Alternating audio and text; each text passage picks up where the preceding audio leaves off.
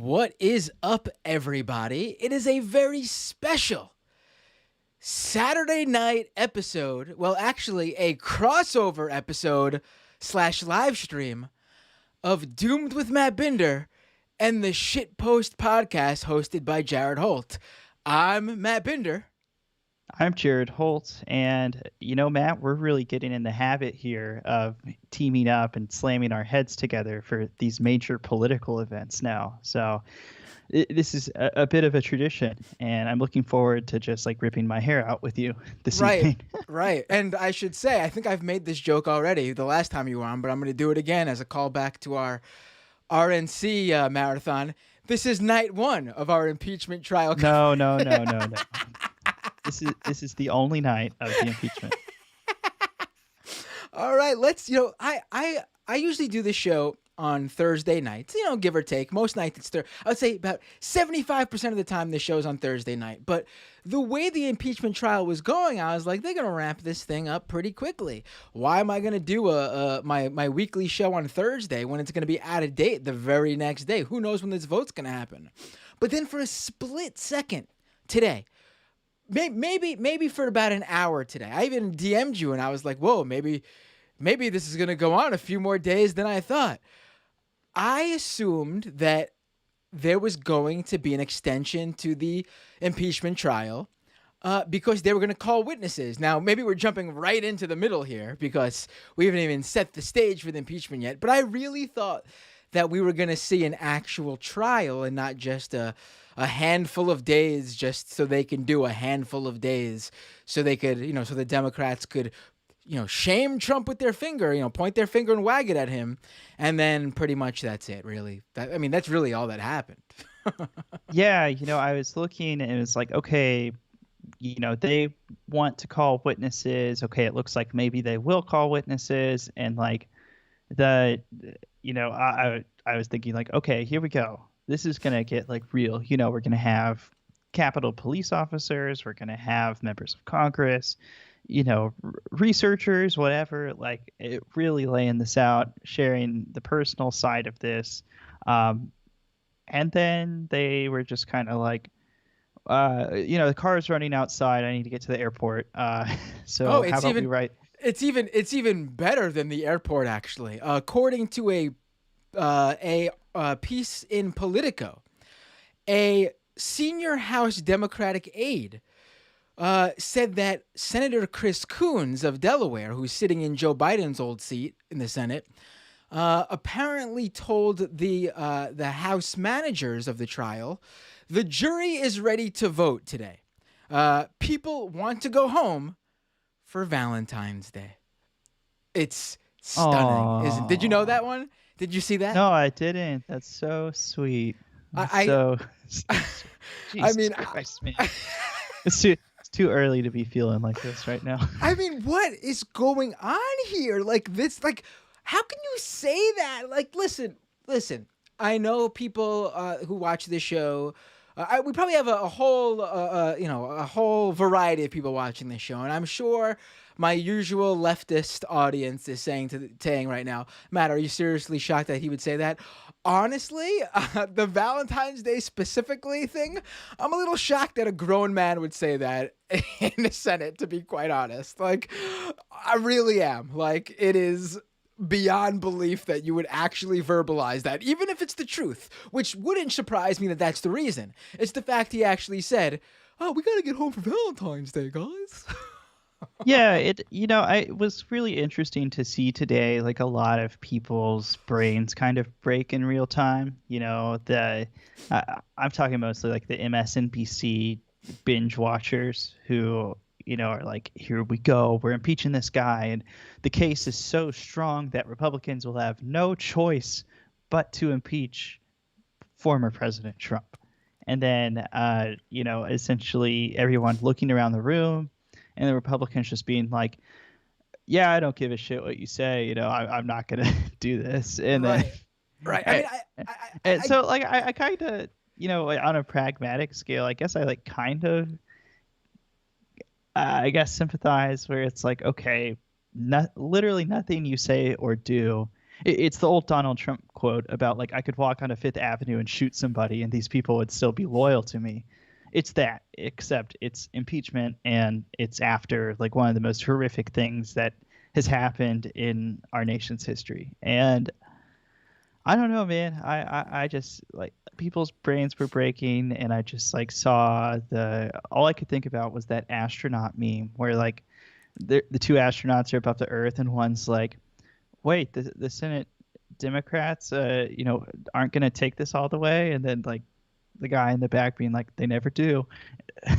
Right. I know. I could pull that up for the live streamers right now so they could see it. I pulled that meme when you sent it to me via.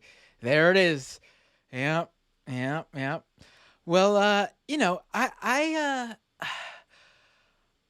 think we should set the stage a little bit here, though. I mean, we'll go all the way back to January 6th in a second, but I want people to know that, Jared and myself, we're not sitting here thinking that Donald Trump was actually going to be impeached and the Republicans were going to, actually vote to convict him.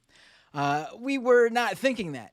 But the whole premise from the Democrats that they were going to even do this impeachment after he had already been booted from office via the presidential election was that, this needs to be on the books here. History needs to show that this is what happened and we did something about it and we laid the case out for the books, for the record to show.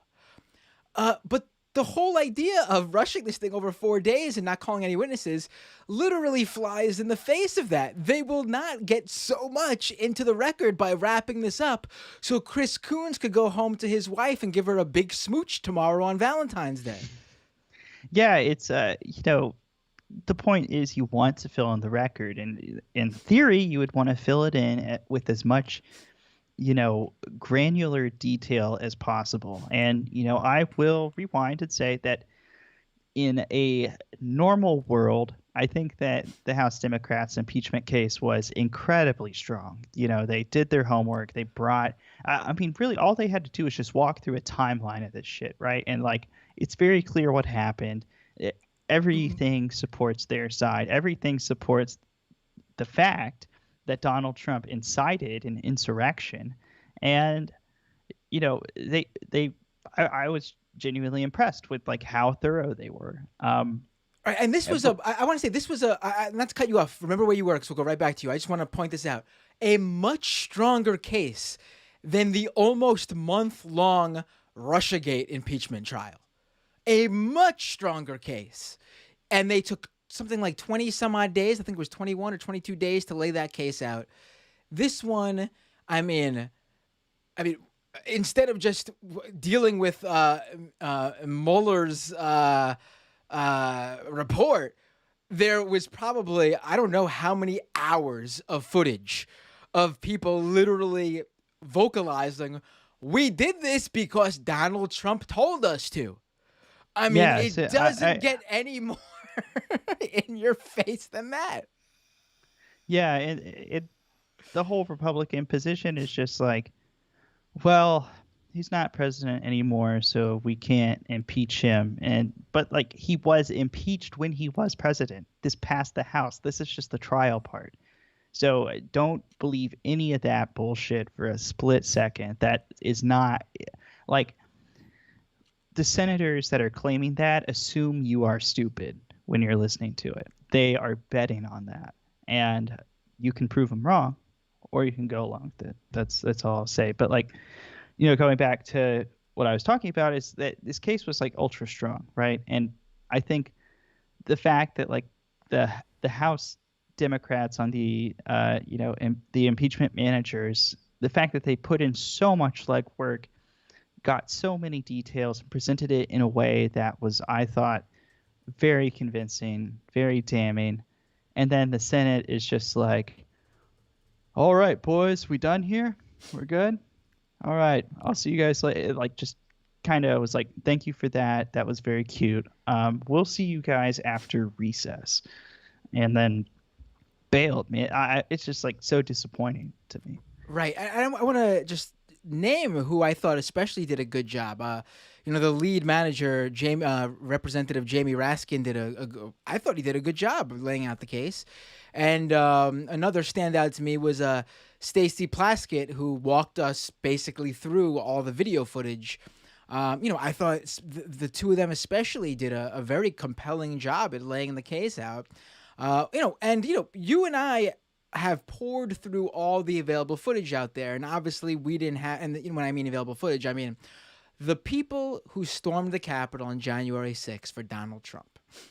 They filmed so much of this, and it was up on Parler, and when Parler was taken down, there were, a trove of archives of all the videos uploaded that day on Parler that was put out there, onto Facebook, onto Twitter, so much of stuff we went through. But we obviously didn't have access to like the security cam footage from inside the Capitol. And Stacey Plaskett walked us through, I think it was on day 2, some of the security cam footage that really shows like just even stuff that we didn't even know. Like, for example, some of the senators were minutes from running right into the Trump mob that was once they broke into the Capitol. Yeah, every like new detail we get about the January 6th attack just makes it like more and more horrifying. And like as terrible as it was just like it's crazy. It's like an action movie, where they like slide under the door at the last second. Like we were a matter of like 45 seconds or like 90 seconds in different situations away from something like way worse than even January 6th was. Right. I mean, I'm just trying to square the idea that someone like I was reading the other day, the QAnon shaman, he is facing something like 28 years in prison for breaking into the Capitol and going to the Senate chambers. And Trump, we literally have video of the QAnon shaman coming out that day and saying, yeah, I did this for Trump. And the reason he left was because he said he saw Trump's tweet saying to go home now. And he was like, okay, I guess we proved our point. Trump's telling me to go home. I mean, I'm leaving. He is going to go to prison for some amount of time. I think 28 years is a bit much for him specifically. But yeah, I mean, that's also the thing too, and I think this is a discussion that people who really look into the right have more of a lay of the land on this than what I see out there in the mainstream. I see a lot of people who really want to see all these people who went in there go down, and the fact of the matter is, you do have like your militia groups and your Proud Boys who knew what they were doing and were doing it for the cause that they are 100% down for with a completely sane mind. I mean, in the way that you can be as sane as you can as a far right person to begin with. But then you have someone like the QAnon shaman who is clearly mentally ill and believes these out of this world conspiracy theories that, 28 years, I mean, he's not going to get the help he needs with 28 years in prison, I'll tell you that much. But my point of bringing that up is, and Trump is going to get away with nothing. Zero. Like they did it for him. This is like putting away the people who actually did what Charles Manson told them to do and not putting away Charles Manson. Yeah. In any other case, Matt, if you and I were walking down the street and I was like, Matt, I'm going to need you to smash the window of that storefront right now. And you're like, what? Why? And I'm like, the Chinese government has compromised the building, and unless you break the window, everyone is going to die. And then you like busted through the window. When people try to figure out what happened, I would probably have to answer a lot of questions, and we didn't even get so much as like Trump appearing at this thing. The Trump defense was so much of a joke. Like half of it was just like clips of Democrats being like, and we're going to fight to take back this country. And then they're like, seems like we're not the only ones that use the word fight. And it's just like, again, like with this whole senator's excuse of like, well, we don't want to impeach a former president. Like they assume that the base is stupid. Like it's hard for me to just be more diplomatic about that, but they take them for rubes and just feed them garbage. And I mean, I don't know, man. I guess it works. That's the saddest part. Right. I mean, I do wonder that there was 7 Republican senators, who crossed over and voted to convict Trump, which honestly should be seen as a small consolation prize. I mean, I'm not going to say victory because that's not, but it should be seen as something. The impeachment, the House managers did their job of convincing someone who didn't even vote to impeach Trump to let the thing go forward. Like the guy, one of the voter, I forgot who it was, but there were only 6 people who agreed that it was constitutional to, 6 Republicans who agreed it was constitutional to impeach Trump, but 7 of them ended up voting to convict him. I mean, that should be seen as a strong case that you were able to convince someone who didn't even think the thing should have went down. Right. Yeah. It's a huge win in the marketplace of ideas for. Well, I mean, this is what I've been. Okay, let me get my thoughts together. So Mitch McConnell, put out a statement, explained his vote to acquit Trump, and I've been thinking about it like all afternoon, where he, essentially. He says verbatim, this is from a statement from his office. They, meaning the people who attacked the Capitol, did this because they had been fed wild falsehoods by the most powerful man on earth because he was angry he'd lost an election. Former President Trump's actions preceding the riot were a disgraceful dereliction of duty. And then he's like, but yeah, we're going to acquit him. Don't like... I mean, he's the one who put it out in the beginning, like weeks ago, that he signaled that he might. I mean, I wouldn't have taken the word of anyone who said this, but he clearly pulled one over on a number of reporters who wrote pieces stating that McConnell is floating the idea of actually voting to convict Trump. I mean, again, if I was told that, I'd be like, I'll believe it when I see it. I ain't writing that shit yet. But you're right. But the idea was that this was floated to people. So I mean, clearly McConnell had some. McConnell is a pretty. Whenever we talk about 10-dimensional chess from Trump or the Democrats, that's bullshit. But if it's coming from McConnell, I mean, you've seen the guy knows how to play everybody. Yeah, it's and at some point it's like Lucy with the football Charlie Brown situation, where it's like, how many times does someone like McConnell or like some Republican have to be like, my mind, it's it's open. We'll see the facts. Oh, I'm just gonna fall on the party line anyway. I mean, I just keep thinking about this McConnell thing, man, because it's like he basically, like, the Spark Notes too long didn't read version of McConnell's statement is like, yeah, everything that the House Democrats said is pretty much true, and I pretty much agree with it. There is, he says, quote, and he said this a couple of weeks ago, there is no question that President Trump is practically and morally responsible for provoking the events of that day. And this guy, like, if there's one thing that Republicans get that it seems that Democrats just like cannot understand, it's what it means to like hold and wield power. Like they just don't play hardball, and they should. From a pure, like, cynical political position, this impeachment trial should have lasted 6 months, man. If I had to sit through like 2 years of fucking Benghazi hearings, I want to hear some impeachment stuff, This was the interesting one, to be honest. I mean, I thought the Russiagate trial was. I mean, listen, I'm glad they impeached him for it, but I thought the evidence that they were presenting was actually, honestly, for all the love libs and the hashtag resistance showed Mueller. His report wasn't all that great, to be quite frank, and didn't really show what was no slam dunk. And here we had a juicy. We could have shown literally days of just the videos out there.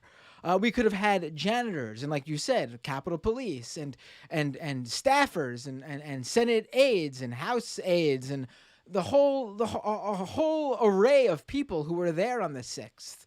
Could have had them sit there as witnesses and tell their story. And, how powerful would that have been? Again, even if the result was the same, to have all this on the record, all these people's personal stories of what their unique experience was on January 6th, as some of them clearly worried about their safety and their lives. That could have all been out there, and they rushed it in 4 days because, again, Jared, the Democrats have to go smooch their babes tomorrow for Valentine's Day.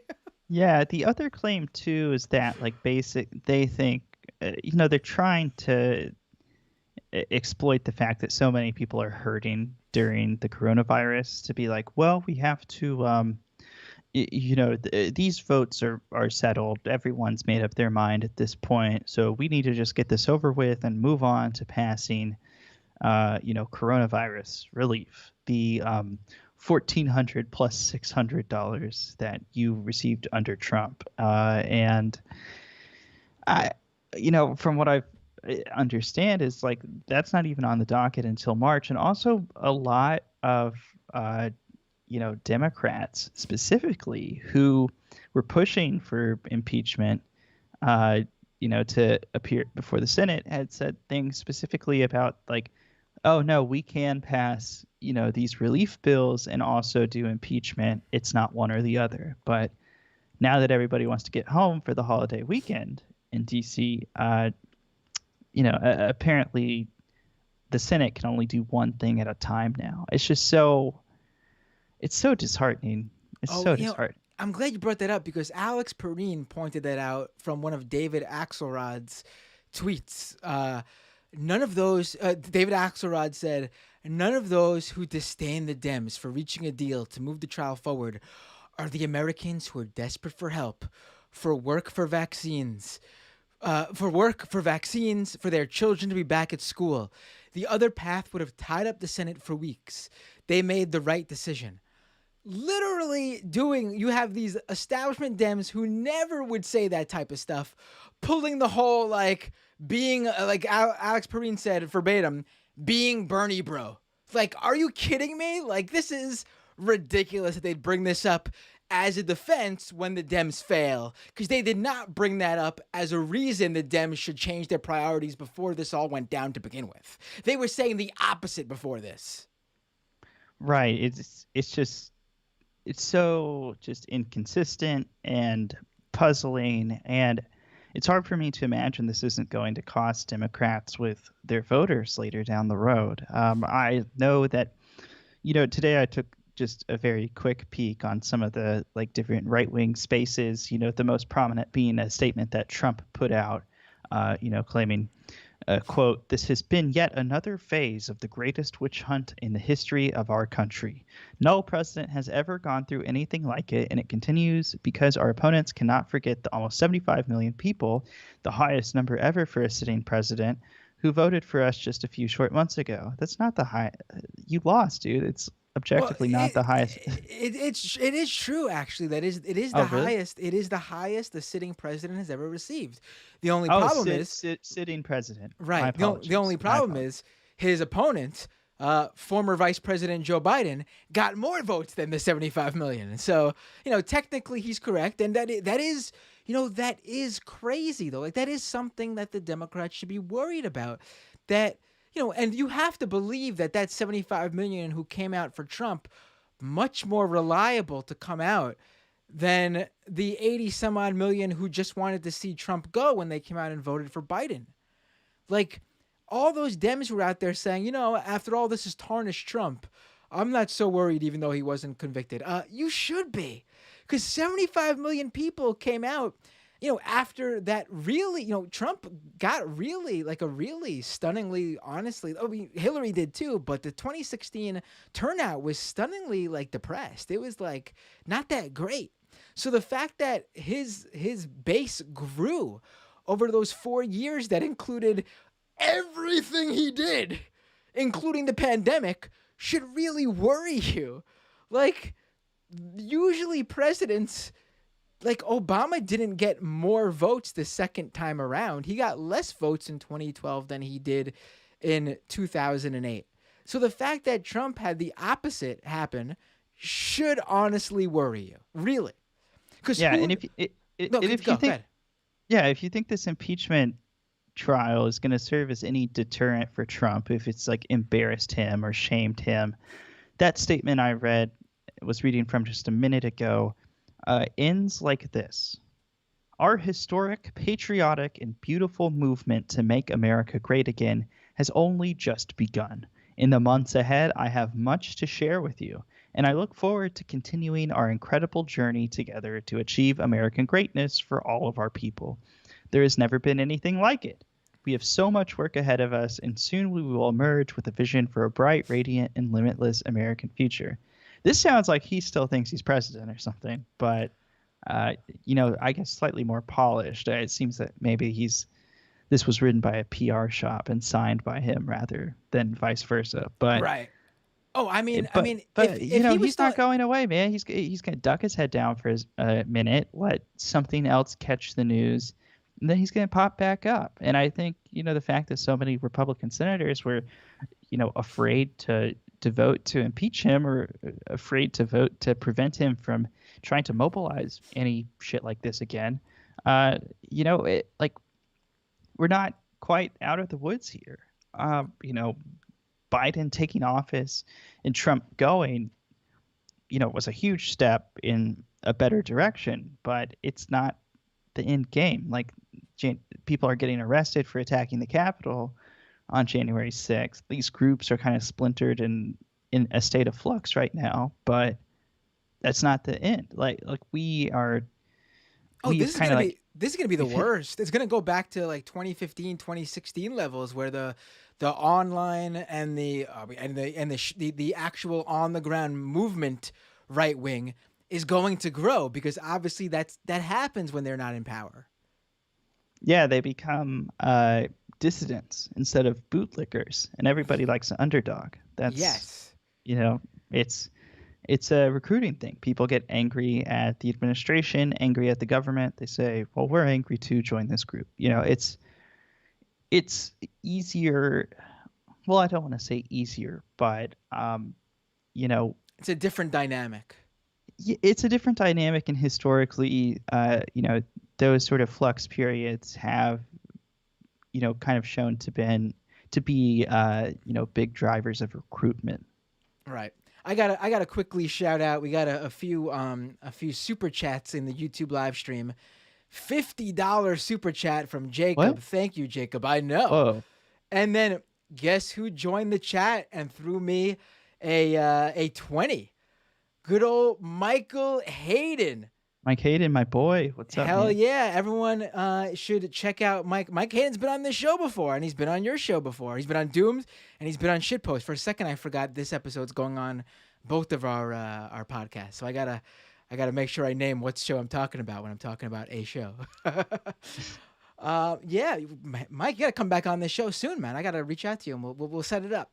And I'm gonna also say that Jared's gonna have you on again soon. I'm making that call. All right, thank you, producer Matt. So what I think about that is I think if Trump was still on social media, he would absolutely be chiming in on every single little thing happening in the day. He'd be scrutinizing every movement of the Biden administration, obviously, and he would be playing some sort of like shadow president role, to be honest. Him not being on Twitter and Facebook is making it substantially harder for him to do that.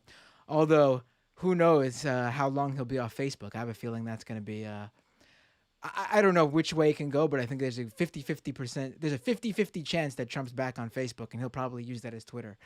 For anyone who doesn't know... And the Facebook is like way more effective for Trump. Like Trump uses the way that I kind of compartmentalize it, and this isn't like clean compartments, right? There's absolutely overlap, but as far as like Trump campaign strategy or Trump White House strategy, it was always like manipulate the press on Twitter, manipulate the people on Facebook. Yeah, he loves... a lot of people. I feel like a lot of people of memory hold the whole Cambridge Analytica scandal, which was like that is the Trump campaign or was the Trump campaign's like bread and butter, which is just leveraging the fact, that advertisers can buy these like hyper specific profiles and then just like mass targeted ads.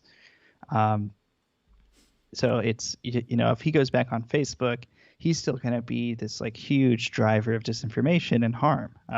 So I'm curious to see what Facebook is going to do there. Right. Well, it's not up to Facebook really. You're absolutely right for saying that. He loved Twitter, and that's where he posted. But when his campaign would copy and paste his tweets on Facebook, the engagement from the actual base and not like the right wing pundits and personalities was much higher on Mark Zuckerberg's platform. But yeah, for people who don't know, Facebook has an oversight board now made up of different people of all sorts of political stripes, professors, vice presidents of the Cato Institute. And they're an independent organization who now makes decisions for Facebook when they're sort of like the Supreme Court of Facebook. And Facebook kicked over their decision to ban Donald Trump to the oversight board.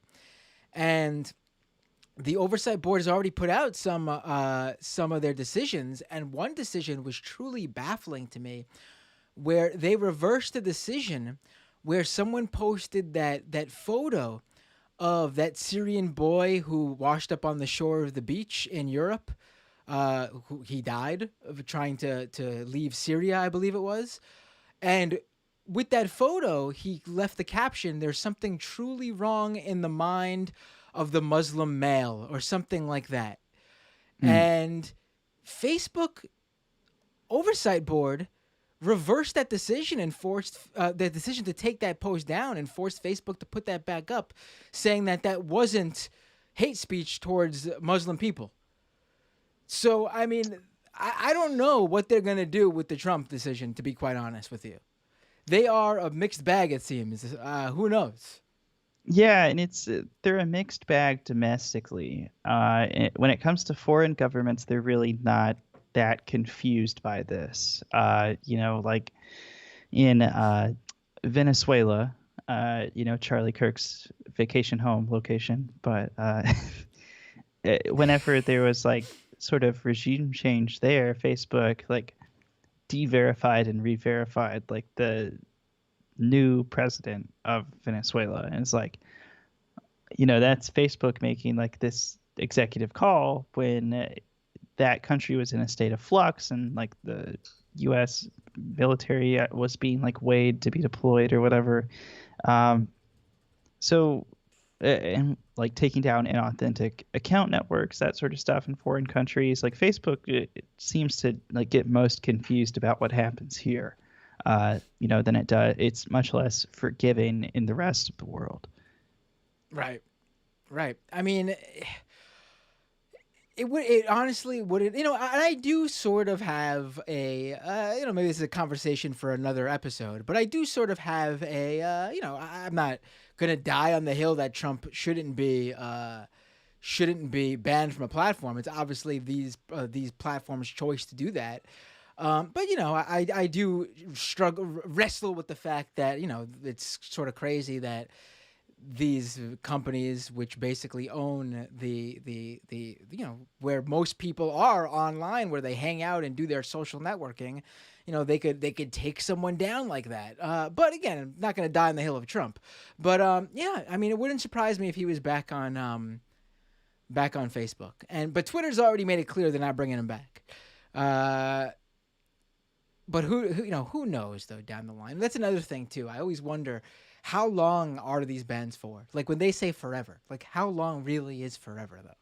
Like is like Twitter gonna still ban Trump like 40 years, 50 years down the line if it gets well, he's gonna be, he's old. But I'm talking about for anybody else who knows, forever. Yeah, you know what I mean? Like there could, who knows what can convince them otherwise? Can they be convinced? But anyway, I wanted to now shift, still talking impeachment, but let's talk January 6th a bit more because you and why don't you tell everyone what you do and where you work now? I know your podcast listeners probably know at this point, but remind the doomed listeners. So I am not at Right Wing Watch anymore. I left, that was last fall, and I've been working with the Atlantic Council's Digital Forensic Research Lab. A lot of my work hasn't been super public, but recently it was. We published this report, this timeline of the whole Stop the Steal campaign from its inception to like the very first mention of it to January 6th, and laid it all out in this report that when we put it in a PDF, it was like 109 pages. It's a monster. It takes like half an hour to really read, but if you take the time and sit down to read it, it will, it makes abundantly and, detailed, crystal clear what happened, how it formed, where the momentum was churning.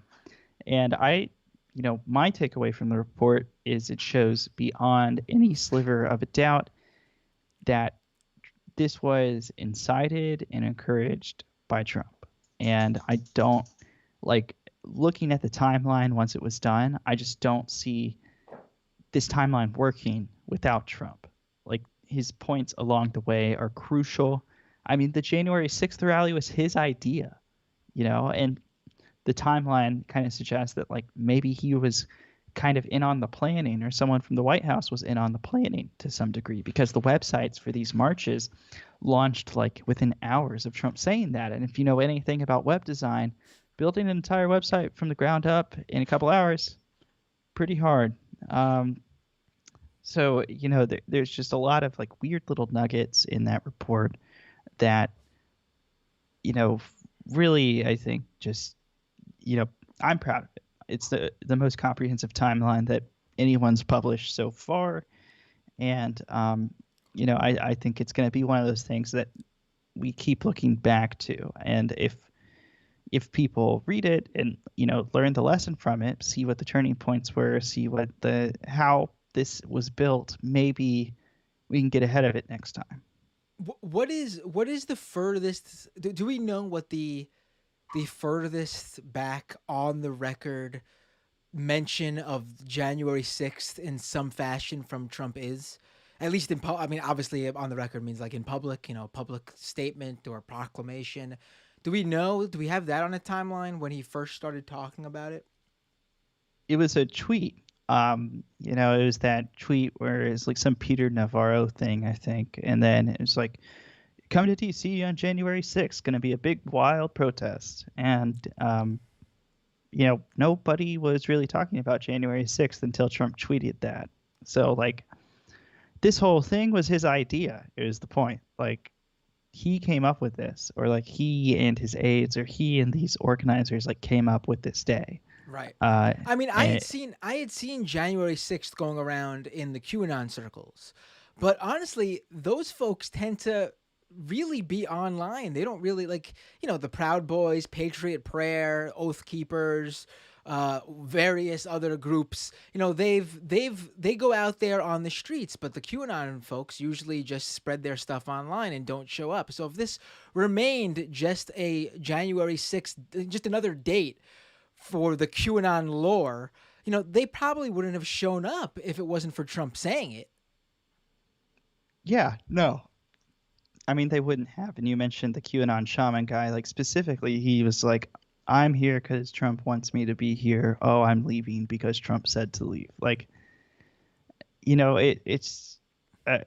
I mean, like, the discussions of January 6th that we had seen is, I saw the same thing in these QAnon groups, which is just like, some deadline will pass, and then they just like flick through the calendar and try to find like something a few weeks out, enough time to like get some Patreon money or get some like whatever, like, these influencers like figure out like, okay, something in a few weeks from now so we can like properly squeeze it of cash. And then, they were focused on the Electoral College certification. They thought Mike Pence was going to, whip out the ace of spades from his jacket and be like, aha, like a bad like Yu-Gi-Oh scene or something. Oh man, like, I saw some I forget what I'm having a mental block right now. Some like fantasy booking actually of what Pence was going to do, and I saw everything from like he takes the electoral vote envelope and he holds it up and rips it to shreds in front of Congress, and then like declares that Trump will remain president. It's just, I saw some bizarre things they thought was gonna happen. Yeah, but like as far as a rally, um, that was Trump's idea. Right, right, and the idea, and this came out. Who was that? Who was the? Oh, I'm having. I should have had this in front of me. Who was the that House Republican who just put out that statement last night? And the reason they decided to skip over the witnesses is because they put this on the record here. Oh, I know what you're talking about. It's another one of those cases where I've like read the name but never said it out loud, so I'm just gonna butcher it so bad if I try. Oh, this is life of this is pandemic life when you never see anyone in person and just read everything in front of you. So you have no idea how to pronounce anything because no one's telling you how to pronounce anything. But anyway, this Republican House member put out a statement last night detailing Kevin McCarthy's phone call with Trump when he was in the Capitol on January 6th. And Trump was basically refusing to call the protesters off. And again, I don't want to make it sound like Trump could actually, say, he could actually say, all right, fall back, boys. But clearly, him putting out a statement meant a lot to a majority of the people there, being that they're on video saying we left because of Trump. So he was asked to put out some sort of statement so that they would back down, and he refused and said something to the effect of, it looks like those protesters care more about the election results than you do. It's just, and also he apparently at first blamed Antifa on the phone as, I mean, I'm just trying to, I imagine like, I know this is not what happened, but I'm imagining like Trump on the phone with a Republican who's literally getting beat over the head with a Trump flag, and Trump going, "It's Antifa, don't worry about it." You see, these Antifas are obviously, dressed up in Trump gear and listening to my words to make me look bad. Like it's so stupid. It is the funniest thing. The thing with the senators, they assume the base is stupid, and too often they're rewarded for it. And that, like, I used to get angry about it, but now it just like breaks my heart that so many people can like listen to that and just go like, yep, damn liberals can't stand it. And it's like, I don't know, man. I just like, how do you pull back from that brink? That's what I'm struggling with. Right. Like, I don't know the answer to that question. By the way, the statement was from a Republican representative. Oh my God, it was someone put it in the chat for me, and it just flew by. Herrera Butler. Is it Butler? Butler or Butler, something like that. See, this is the problem, man. I'm a writer. I could spell it, but also it's not like she's one of the more well-known Congress people. I don't think I've ever come across her name before, to be quite frank. You ever notice that like there's always like just like a handful, like maybe like half a dozen Congress people whose name you've come across like the first time in literally ever, just like, and I've just been like, whoa, that person's in Congress. There's always a handful. Do you know what I mean? Yeah. A lot of the I grew up in Arkansas. A lot of our representatives are kind of like that. Like, have you ever heard of French Hill? No. He's in Congress. There he we represents go. Arkansas. There we go. Yeah. Who knew? Who knew? I'm sure people in Arkansas don't even know. To be honest with you, I mean, our voter turnout's pretty bad. And I just want to make it clear that's not an attack on the fine people of Arkansas. That's an attack on French Hill for doing a terrible job of making himself a household name. Yeah, seriously. It doesn't, I guess it doesn't help him that he sounds like a brand of potato chips, but like, it's. I was gonna You say could be doing some more. I was gonna say an ice cream company, but maybe it could be either. I guess Yeah, French Hill. but Yeah. yeah, it sounds tasty. Oh, But uh, so here let's I just want to pivot. We'll take the super chats and some questions from the audience, I guess. But something I'm curious your thoughts on. I'll share mine. Is kind of what the fallout is going to be. So for me, it's like, I want to preface this being careful to say that like I'm not trying to fearmonger or scare anybody.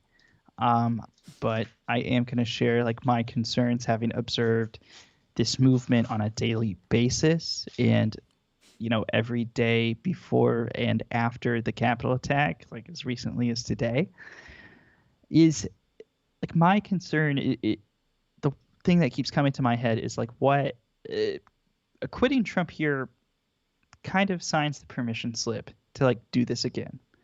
You can like Republicans look at this and the only like measurable effect of impeachment would have just have been to like put Trump in the penalty box and like not let him back onto the ice to like run for president again, right? But like even though that is like a pretty minor punishment for doing something so terrible, Republicans couldn't even like bring themselves to do that.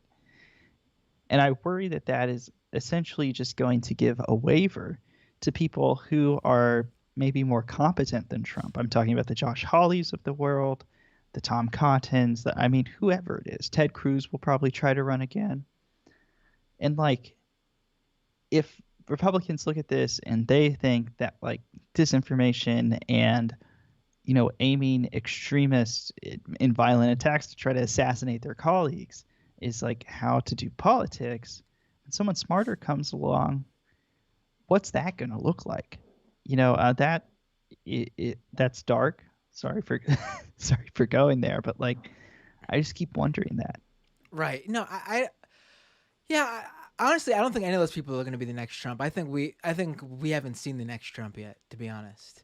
It's you, man. It's Ma- you. if, oh, no, don't let it go to my head now. I could 75 million people doing anything I say. I mean, that might really.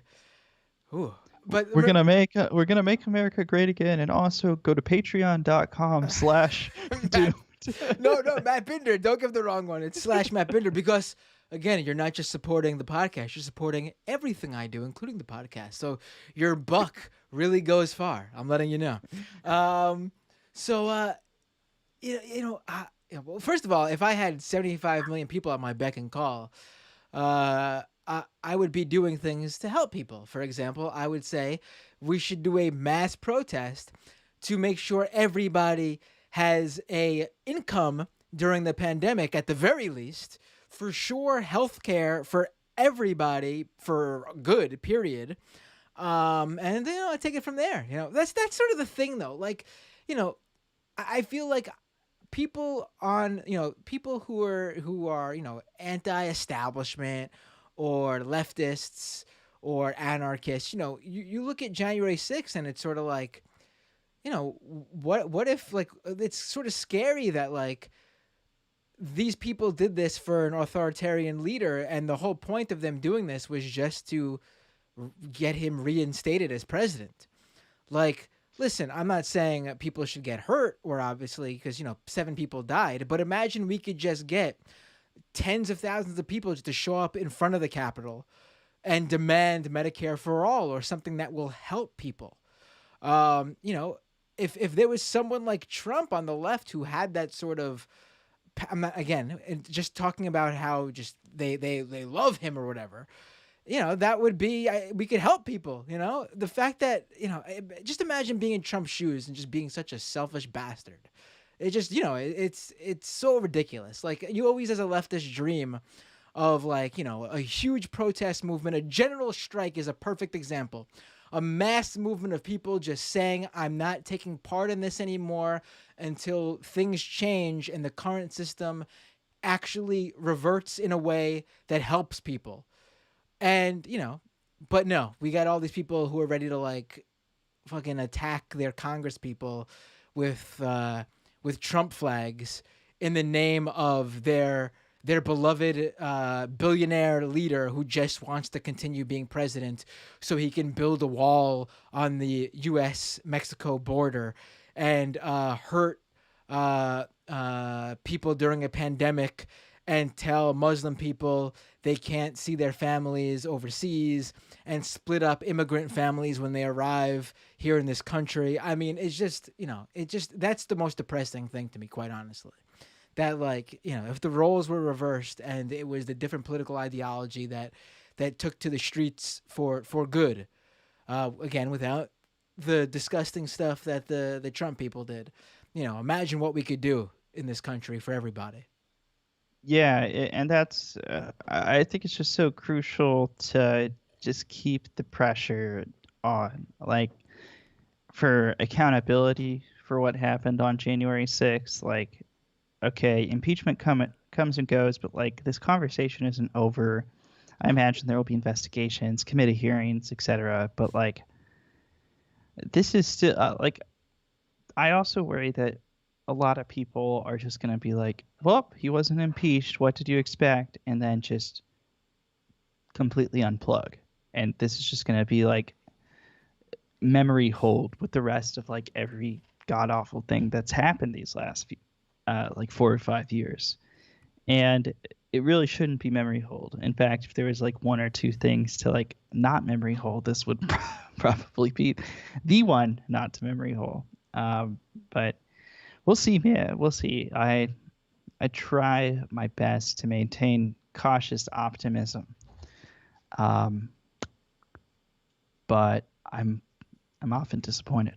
I mean, it was memory hold like the next day. Like it was that same day actually. They were already trying to literally. We just talked about it before. How all of a sudden, Trump saying, "I want you all to go down there," and all of Trump's base, from the QAnon folks to the Proud Boys, online for weeks saying, "We're going down there."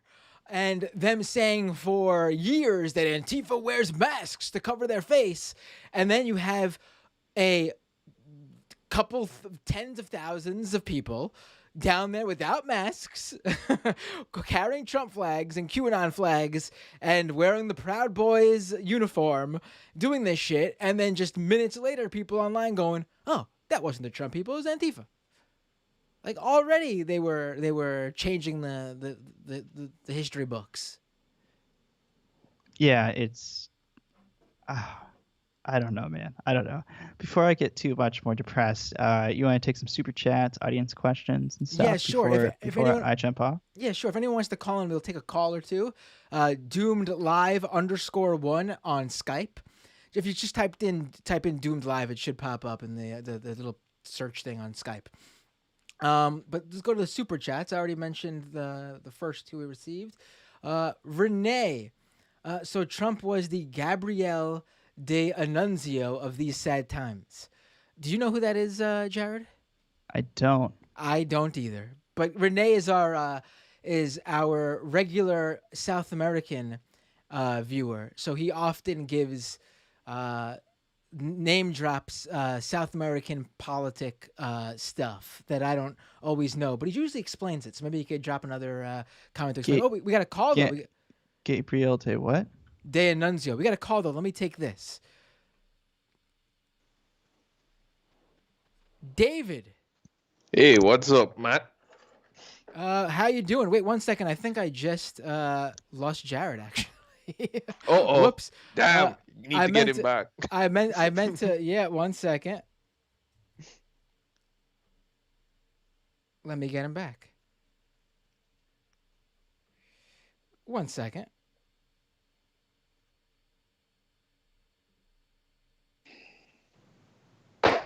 Jared, you there? Hey, yeah. Caller, are you there? Yeah, I'm here too. We're all here. Jared, you hear him? Yeah, it's a big old party now. Look at that, perfect. Sorry for accidentally hanging up on you for a second, Jared. But you should chat me another screenshot, Jared, so your camera goes back into color. For people who don't know this, the craziest thing, Jared's camera came when we first set up the call before we went live. Jared's camera was in black and white, and then he tweeted me. He shared a screenshot with me, and it somehow kicked the camera back into color. It did not work this time though, but whatever, it's fine. If I click more buttons, does this do anything? Oh god! Oh, I just like the filter. There we go. All right. Well, anyway, it's okay. We can make this work. So, what would you like to talk about, David? Right? Yes. Wait, is this Dave from Jamaica? Is this Dave from Jamaica? Yes, this is Dave from Jamaica. Okay. For people who don't know, Jared's listeners on Shitpost, Dave from Jamaica is a longtime regular caller into the Majority Report with Sam Cedar, and he now also calls into Doomed. So welcome again to the show, Dave from Jamaica. And what would you like to talk about? Oh, thanks for having me. Hi, Holt, Jared. Sorry. yeah. So I kind of share your pessimism because I guess I see the same trends with conservatives here too, is that they're so easily motivated by very little. Like, all you need to do is somebody's getting something they don't think they should get, and they're ready to they get real heated emotionally. So it doesn't take much to work them up. I don't know if it's the way our brains are wired, and people who are more left leaning, it's harder to get them worked up like that over anything. But I don't know if you can have that scenario where you have a left leaning people nowadays to get that worked up. Not to hurt people, but it's just the nature of the right wing brain, I guess. Right. Not to kind of brain science it too much.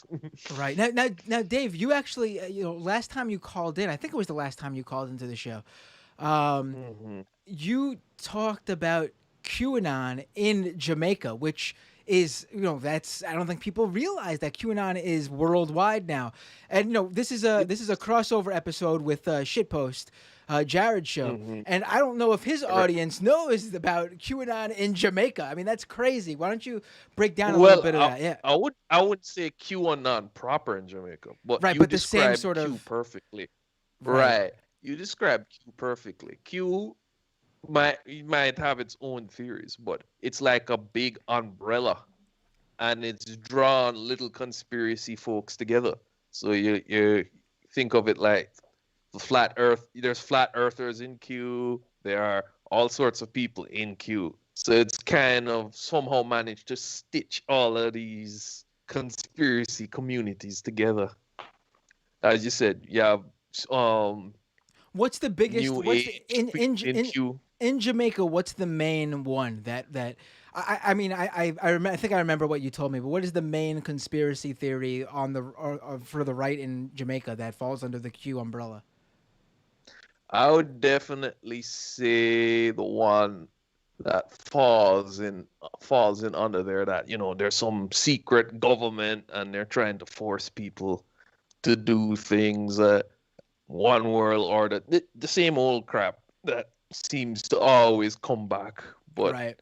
I do think the nature of Facebook and people who talk to other conservatives, this is how these things kind of intermingle, so you can keep on hearing the same type of crap over and over again. Right. All right, Dave, thank you so much for the call, and be sure to call in again soon. No problem, I will. Thanks for having me. Take care. Take care, Dave. All right, Jared, you still there? Oh, I just hung up on Jared again. Oh, here we go. There you are. Am I still in black and white? No, you actually are back in color, but I'm waiting for you to once again get knocked out. But so far, so good. Yeah, don't worry, just give it a minute. Oh, there we go. It happened just as you said it. Let's go to a few more IMs, super chats here, and then I guess we'll wrap it up for at least the first half of Doomed and the shitpost here. I'm gonna go into a little members for Doomed right after this. Jonathan with a super chat. White America is so existentially terrified of becoming the minority that it's easier to believe Hillary is selling children out of a pizza parlor. Yeah, I mean, Yep. I mean, like the far right has so many different flavors and chapters and subgroups to it, like the Oath Keepers, for example, and the Proud Boys and QAnon. They all have different visions for what the country would be if they were ever able to gain a sizable amount of power. Right. But one of the uniting things that draws them together and something that animates these movements so much is just this deep, deep, deep anxiety. The world is changing. It is changing quickly. The demographic makeup of this country is changing. The culture is changing. Right-wingers lost the culture war, basically. People are, less afraid to, be open about being, same-sex attracted or gender fluid or whatever. And, it's just like society is kind of like opening up a little bit more. And that scares the shit out of these people. Right. So they're looking for explanations for why this is happening. And, they're so desperate for something to make it make sense besides, the simple thing, which is just the world is changing. Get used to it, buddy. Is these elaborate conspiracy theories about like, well, this must be all part of a secret plan. Like somebody has to be responsible for this, instead of like, well, somebody is like billions of people. It's just called, time is moving forward. But yeah. I mean, a lot of it, regardless of the group, can be boiled down to like those kind of grievances. Right. Renee lets us know that so Gabrielle D'Annunzio was a precedent for Mussolini. I mean, that doesn't tell us much, but okay. I see Renee's trying to call, but Renee, let's save your call for the next half of the show because I know you have a lot to say, and Jared's gotta go in a minute. Let's wrap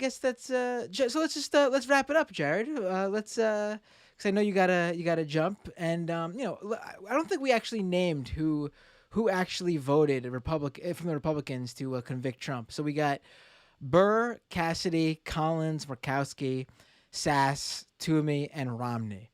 I mean, do any of those names really surprise you, I guess? I mean, they don't surprise me. I mean, a lot of those names are people that are either like in the process of retiring or at least have announced they're not going to run again, or they like just came off elections. Yeah, so they got 6 years to... Yes, they got 6 years to save face. The Senate really is an institution that needs to be removed, like destroyed. I mean, first of all, you gotta be careful, Matt. You're gonna find your way into the Trump legal defense. Oh right, all of a sudden, that's right. We didn't even really. If it pleases the Senate, we would like to show this video of leftist podcaster Matthew Binder saying Senate must be destroyed. No, but we didn't even talk about that though. That they were so bad, man. We have to really quickly. Trump's lawyers were so bad.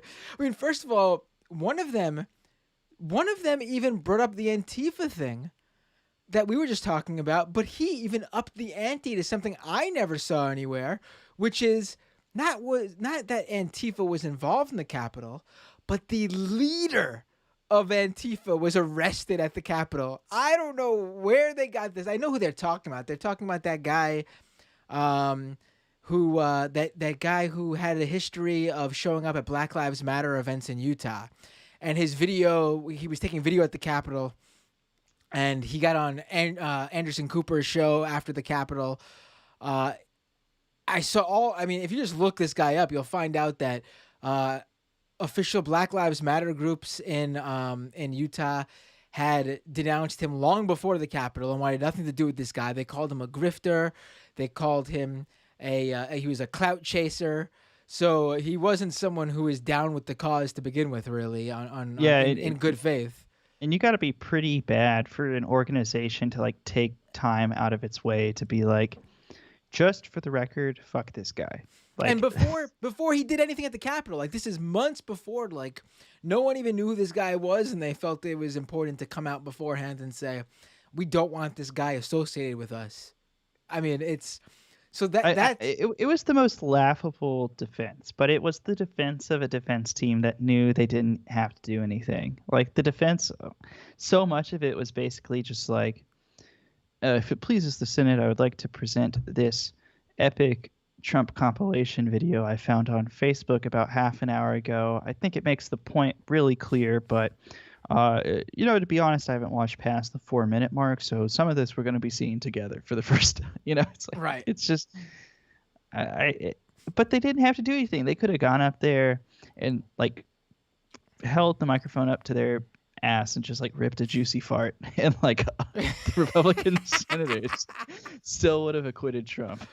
I think Murkowski would have said. I think she said on the second day, "Oh, the defense is much stronger today than they were in the opening." And I'm just thinking of them opening exactly how they opened, and then on the second day doing exactly what you recommended, them just farting in the microphone, and her still coming out and saying, "Oh, I think the defense had it much better on the second day." To be clear, what happened that you're referring to, they put together a compilation of like Elizabeth Warren and Chuck Schumer and all these other Democrats basically saying the word fight in their rhetoric. Yet for some reason, there were never like democratically led street fights going on. I mean, I don't know what they think. And also the idea, they try to tie Black Lives Matter, the protests over the summer, to Democrats. Democrats hated that shit. They might have like defended it sometimes vocally, some of them, but it's not like the Democrats said something and Black Lives Matter responded. Black Lives Matter did the protests for their own cause, and the Dems had to come out and, based on what they thought was politically expedient for themselves, either be for it or against it. Like, it's not the same as Trump coming out and saying, be there or be square on January 6th, and then the people showing up on January 6th. Yeah, not the same at all. It's just ridiculous. And for the viewers on YouTube who have stuck around this long with us, they're gonna get a special treat. I just noticed that my dog is down here. So, is he gonna go on camera right now? Look at that. Before we say goodbye, it's Pierre. Hello, Pierre. How's the Instagram coming along, Pierre? Oh, coming along great, he says. Oh, he went down. How many followers you got now, Pierre? Oh, he's got like 300 something. I think almost 400. Jeez, a dog has 1/3 of the Instagram followers I have. Yeah, I mean, pretty solid for a guy who's like 10 pounds. Right, yeah. I mean, to be fair, I don't post on Instagram ever, really. But so Jared, why don't you plug Pierre's Instagram, and then follow that up with plugging for listeners who aren't already Shitpost listeners, plug Shitpost and anything else you want to plug. Yeah, so follow my puppy on Instagram at Pierre Turbo, just spelled like it sounds, one word, no spaces or anything like that. For listeners of Doomed, I'm Jared Holt. I host a podcast called Shitpost. The I is an exclamation point. If you just type that in, it's on every podcast listener. And if you like the show, for people who are kind enough to support the show, we I put together like a bi-weekly newsletter. So like 1 week a show will come out, the next week a newsletter comes out, and it alternates like that. So if you want those newsletters, you can go to shtpost.substack.com. We distribute it through Substack there. Wait 1 second. Before we go on, someone thankfully just reminded me in the YouTube chat, Sisyphean task. How did you not bring this up, Jared? I saw it when you tweeted about it, but it just did not hit my mind during the show. Your work was cited during the impeachment trial. Yeah, that was pretty cool. That's all. You're not gonna. I mean, I would. So what did they cite specifically? It was an interview that I did with the Washington Post. where I basically was just like, yeah, January 6th is like kind of the biggest thing that extremists have pulled off like in any given recent history in the United States. Like this will, lionize and inspire extremist movements for like probably decades, man. It's like hardcore extremists still look at like the Unabomber or something to like admire and stuff. And for a certain slice of extremists, that attack on the Capitol is going to be like, this rosy memory for them. That was the time they really showed their force or whatever. And so I talked to the Washington Post about that, and then I think it was Thursday. I was eating lunch, hanging out, not doing a whole lot of anything, and then my phone and my laptop just started exploding. And it took me about 5 minutes to figure out what had happened, but yeah, I got name checked. Did they actually say your name? Yeah, and they said Mr. Holt, which is what I think I will legally change my name to. Wow. But yeah, man. Good for you. That was cool. That was cool. A very like validating moment. This work rips my brains to shreds on a daily basis. And I like my job is basically to like eat poison, like absorb the toxicity and then like spit it out the other side. So it was kind of nice to get, I guess, like acknowledged and, have it appear in the nation's record of what happened. Right. I'm proud of you, man. Good for you. I gotta add that it's good that they actually cited you and gave you credit because this is the first show since this happened, first Doomed episode since this happened. So I have to briefly tell you this. I already complained about it on the Majority Report when I was on Thursday. So CNN a few days ago put out a breaking news alert and said new video shows QAnon shaman talking about how Trump was the reason he went down to the Capitol. And there was a video they showed as breaking news just a few days ago that they just found. And I'm watching this video and I'm saying, wait a minute. And I search on my Twitter account, my own tweets, and literally a month ago, January, what was it? It was January like 10th or 11th. I was the one who found that video in the Parler archives. It was the first video found of the QAnon shaman talking. It was the first video taken of the QAnon shaman talking once he left the Capitol, saying how he went there because of Trump. The police walked him out of the and let him go, and that he was leaving because Trump told him that it was time to go via the tweet. And I found that video in the Parler archives. I looked. I was the first person to ever tweet that one, and they found it a month later. And they breaking news, Jared. Breaking news. They found it a month later. No Huge credit. Huge scoop. No credit. Bender snubbed. Well, for shitpost listeners, Matt, where can people keep up with your stuff so they can stay a month ahead of CNN? There you go. YouTube. Oh, I should really. Smooth, right? Smooth. That should be my new tagline. A month ahead of the mainstream media, right? At the very least, yeah. Ooh, youtube.com/Matt Binder. My show is live streamed weekly, and as the show grows, I plan on doing more than a weekly live stream. But for now, it is weekly. Also, I put up standalone YouTube videos. I recently put together a video about the Boogaloo Boys and the danger of certain leftists giving the Boogaloo Boys a platform because they are swooned by their rhetoric. And it got a thumbs up from a number of major leftist political commentators online, such as Vosh and the Serfs. So you should go to youtube.com/Matt Binder and check that out. But if you're more of an audio person, doomedpod.com, the audio version of the podcast, that's where that'll be. I take the live stream after that's done, and I put that up on the podcast. Also, follow me on Twitter @Matt Binder, and really you could search for me anywhere on social media. Just type in Matt Binder in your search bar, and I'll more than likely come up. So yeah. And Matt, last thing, is there, maybe like a dog somewhere? Maybe he's like 10 pounds, orange, Oh, let's give him another. Pomeranian, Let's give him maybe. another name drop. Any friends have dogs like that you might want to promote an Instagram account for or something? Yeah, one more time. We'll drop it right here. Pierre Turbo. Is that correct? Right? Yeah, I remember that. Yeah, Pierre that's Turbo on Instagram. Just type that bad boy in, and a little Pomeranian pup will show up, and you might notice his dad. Is that what? Is he considered your son? of course, yeah. All right. I don't call my cat is not my son. I already No, have I already have dog, human children. dogs are a little different. I don't think my next dog would be, because this is honestly the longest I've gone without a dog, honestly. But I don't think my next dog would be a son either, because I have human children. I think the dog will have to be like just a loyal companion or something like that.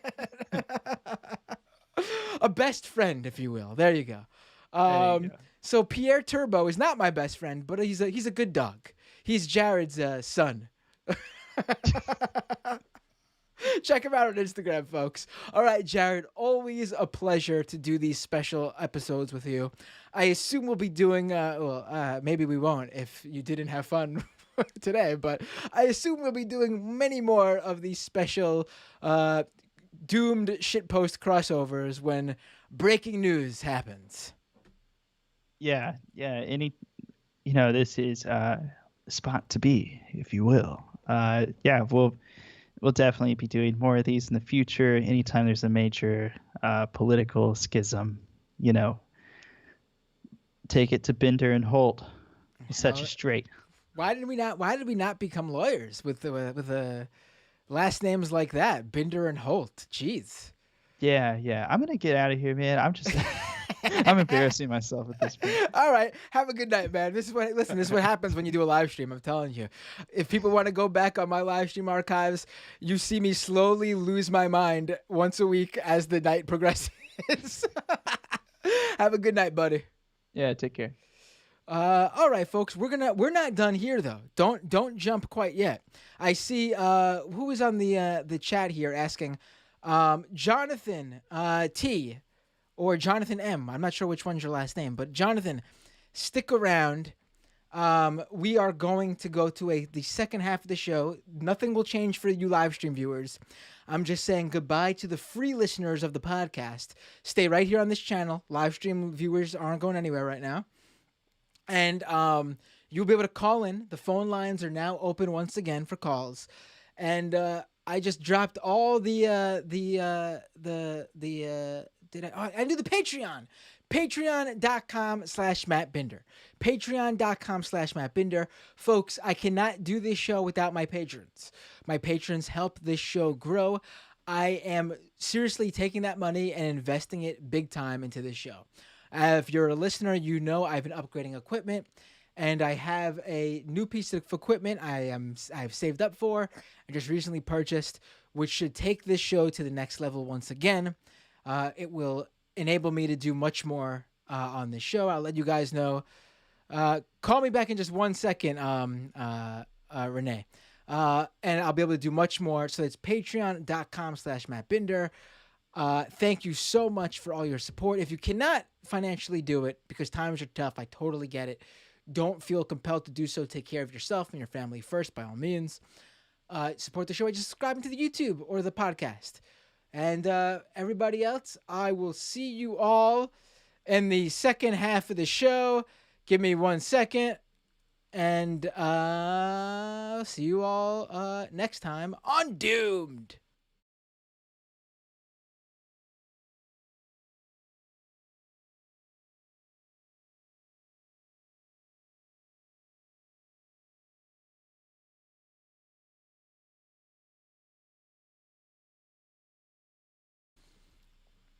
All right, folks, we are back. And let me take this call right off the bat. Renee, how are you doing, buddy? Yes. I see that you are calling in. Hey, What's up? Some historical president. Let me pull you up. I see that you have your video on. Let me pull you up on the feed here. Yeah, some historical president. Gabriel D'Annunzio was was an Italian poet that came up with the whole thing about dressing in black. And before Mussolini was only like writing like a fanzine, and he had like his own group of like you could say like Proud Boys invading Croatia during after the First World War. It's kind of that president that ties into, I think one of the founders of the CIA was like tied to the whole thing of fascism and Operation Gladio. We need to put together. You need to help me put together more shows on the far right in South America, because No, but this is Italy.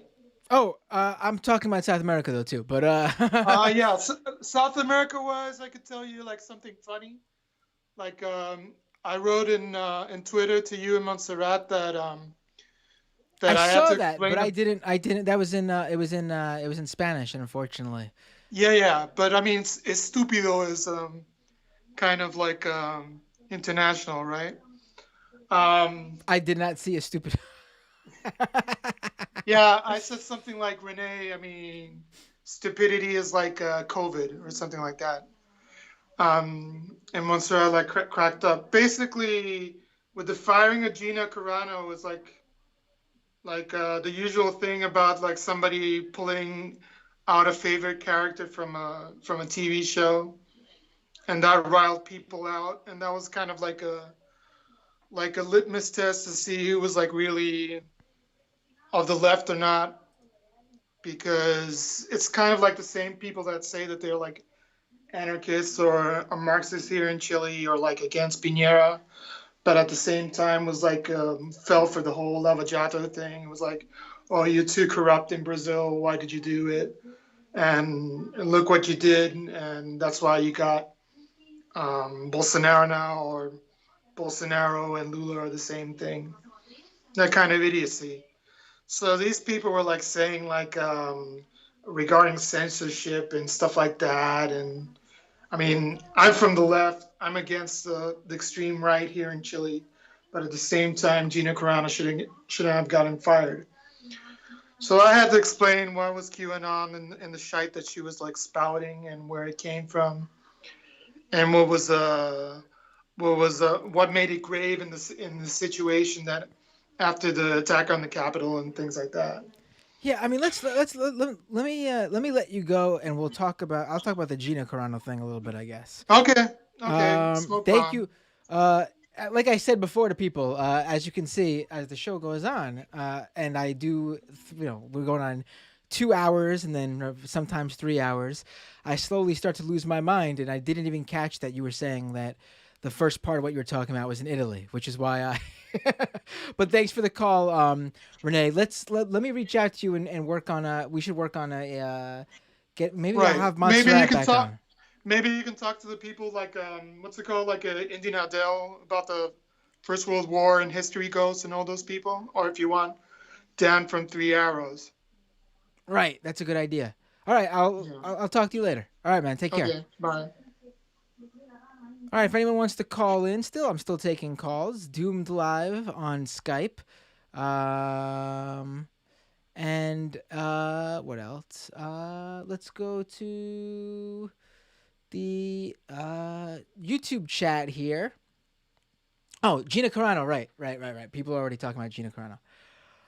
Listen, if Gina Carano gets fired from a Disney show, in this case Star Wars: The Mandalorian on Disney Plus, because of her online rhetoric, I mean, she's not being censored. I mean, she has a history of tweeting out problematic things, as far as I have seen. And this one, and she that stuff didn't lose her job. She had tweeted anti transgender rhetoric, and she didn't lose her job from that. But this one apparently, at least for Disney, was a step too far. She tweeted out a what was it, like a art, like it's like it was like a drawing turned into a meme that shows a bunch of people who are basically drawn as Jewish caricatures with all this money and power, playing a game of Monopoly on the back of what is supposedly ordinary people. And the meme said something like, if we all just stand up, their little game is over, or something like that. I mean, I looked into the history of this photo, and it has a long history of being discussed for its anti-Semitic portrayal of Jewish people. I mean, don't post that picture.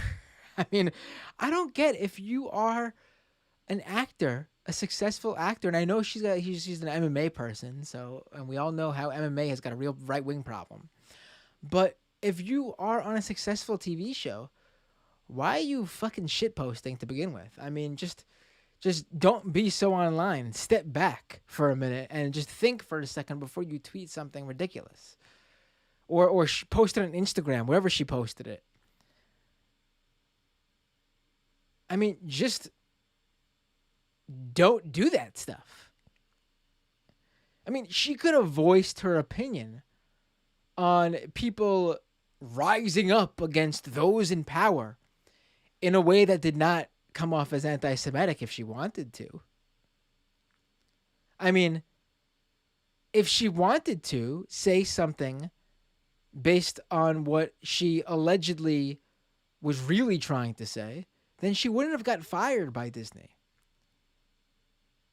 But of course, the problem is that if you wanted to say something about the Jews, then it doesn't really matter how you portrayed it, because the problem is that you want to say something anti-Semitic, and that does not and should not fly.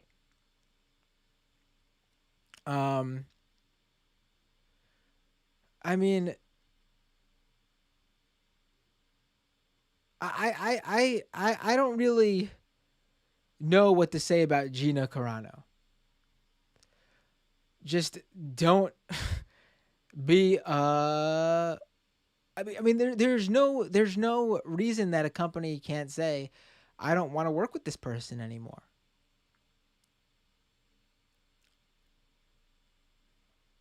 People get fired from acting jobs all the time. For honestly, for much more bullshit reasons than this. I mean, there are people who get a role of a lifetime and then have a bad relationship or have a bad experience with a director or a producer or someone else in power, and they get harassed or assaulted, and they get fired for not allowing it to happen or for deciding to speak out. And, unless they make a big deal about it, like with the Me Too movement, no one ever cared, as sad as that is. I mean, there's been people speaking out against certain directors and producers for years. And those people never got, the people they were speaking out against, those directors and producers, they never got blacklisted. But the people who spoke out certainly did. And you never saw anyone worry about any right-winger or free speech warrior worry about those people getting censored.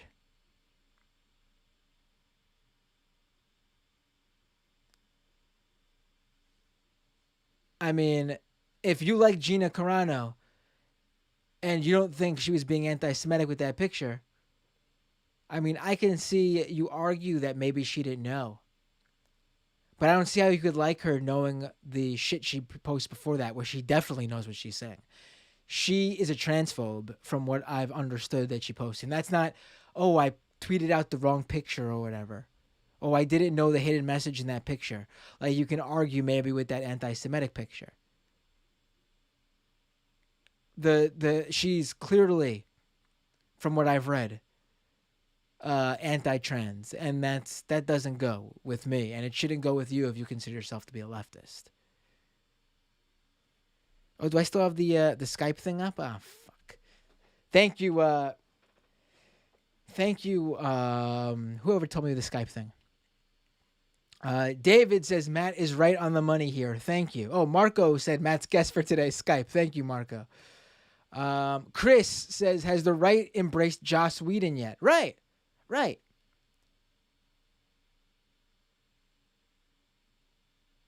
Right. I mean, I don't care to defend someone who is a piece of shit. And it's not, and then they came for me type stuff either, because clearly they don't come for you. If Hollywood celebs were getting fired every single time they said one thing, then I think you could worry, I guess, about even the bad ones setting a precedent. But Gina Carano tweeted out horrible things, or Instagrammed, whatever social media posted horrible things for a long time, and Disney was fine with it. Or Disney was at least accepting of it. Or let it slide. If you have a problem with this one, then maybe go back to the much more in-your-face ones, in my opinion. I mean, I get it. This one was anti-Semitic, and anti-Semitism is horrible. But I do understand the argument that this is a more, if you don't know, and I don't believe, I don't even think that's the case with her. I'm just saying that I understand that argument. I think she probably knew what she was sharing. But even if you take the argument that this picture has a history of having that secret message, it's not as clear. The anti-trans stuff is as clear as can be. And if you're fine with that, then this is not Gina Carano is not the hill I'm going to die on. And I really am not going to die on any hill, honestly, when it comes to an actor making a ton of money. I mean, please. If you want to talk about like some McDonald's server or some like office secretary or some like bartender getting fired from their job for a right-wing shitpost, like one-off or something, then I'm going to say, you know what? This person's got a family. They're not making very much. I don't want this person to go become homeless or something, or not be able to feed their kids. Maybe we should have given this person a pass this time or something like that. Or maybe, we shouldn't be going after these working class folks. I get that argument. But a fucking Disney actor on Star Wars? No, I'm not worried about Gina Carano.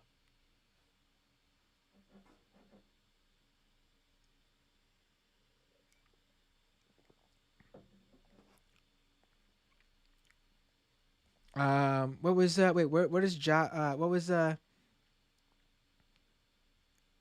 Daniel with a question. Any thoughts on the Boebert and Stan Lane rumor? Oh my God.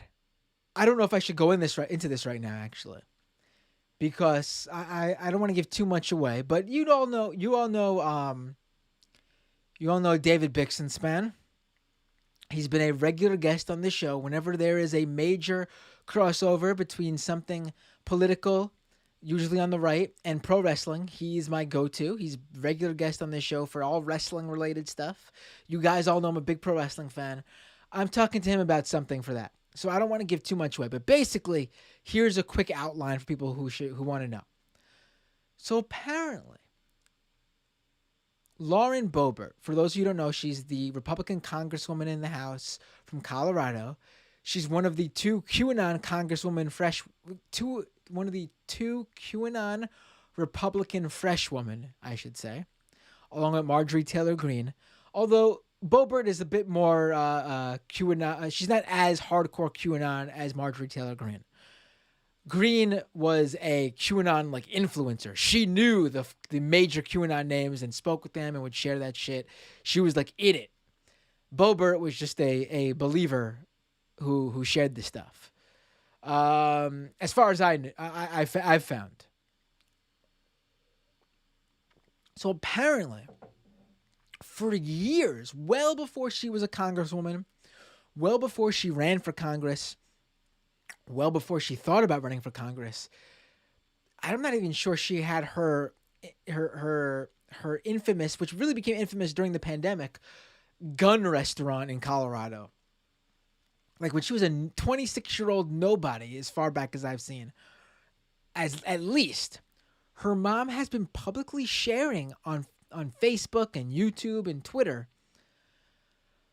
that pro wrestling legend back in like the territory days. So you might not know him unless you're a pro wrestling fan from a certain generation, or if you're like a hardcore pro wrestling fan who knows pro wrestling. Like he wasn't like if you were watching like during like the 80s WWE, WWF I should say, like during Hulkamania, you might not know Stan Lane. If you're watching during the Attitude Era, you're not going to know Stan Lane. I mean, if you're a wrestling aficionado, then you will. But so he was like a legend from like the territory era of pro wrestling. And she claims that Stan Lane and her hooked up and that Lauren Boebert is actually Stan Lane's daughter. And to make things even more interesting than it already is, she also claims that she is Stan Lane's cousin. So Lauren Boebert's mom, according to Lauren Boebert's mom, hooked up with her cousin, pro wrestling legend Stan Lane, and Congresswoman Lauren Boebert is the product of that hookup. And I should play this. I don't know. I shouldn't because I don't want it to get a copyright strike. But oh man, but Jim Cornette, a legendary pro wrestling promoter and manager, he was around a lot during the territory days, and he knows Stan Lane. And he has a very, he's people have a mixed opinion on him. He's a Democrat. He hates Republicans, but he's a bit all over the place. He's not like a woke person, so he gets some blowback for his some of his stuff before. But he's like a hardcore like Southern Dem. And he was asked this question on it was the first time he heard about it because it just broke in the past couple of days. A listener mailbag, they have like a listener mailbag where people email questions. And a listener asked him about it. And as he was being asked about it, he went through. Where was Lauren Boebert from during this time? Where was Lauren Boebert's mom living during when Boebert was born, 86? 86. Because Stan Lane was in Florida in 86. Oh boy, Boebert's mom living in Florida in 86.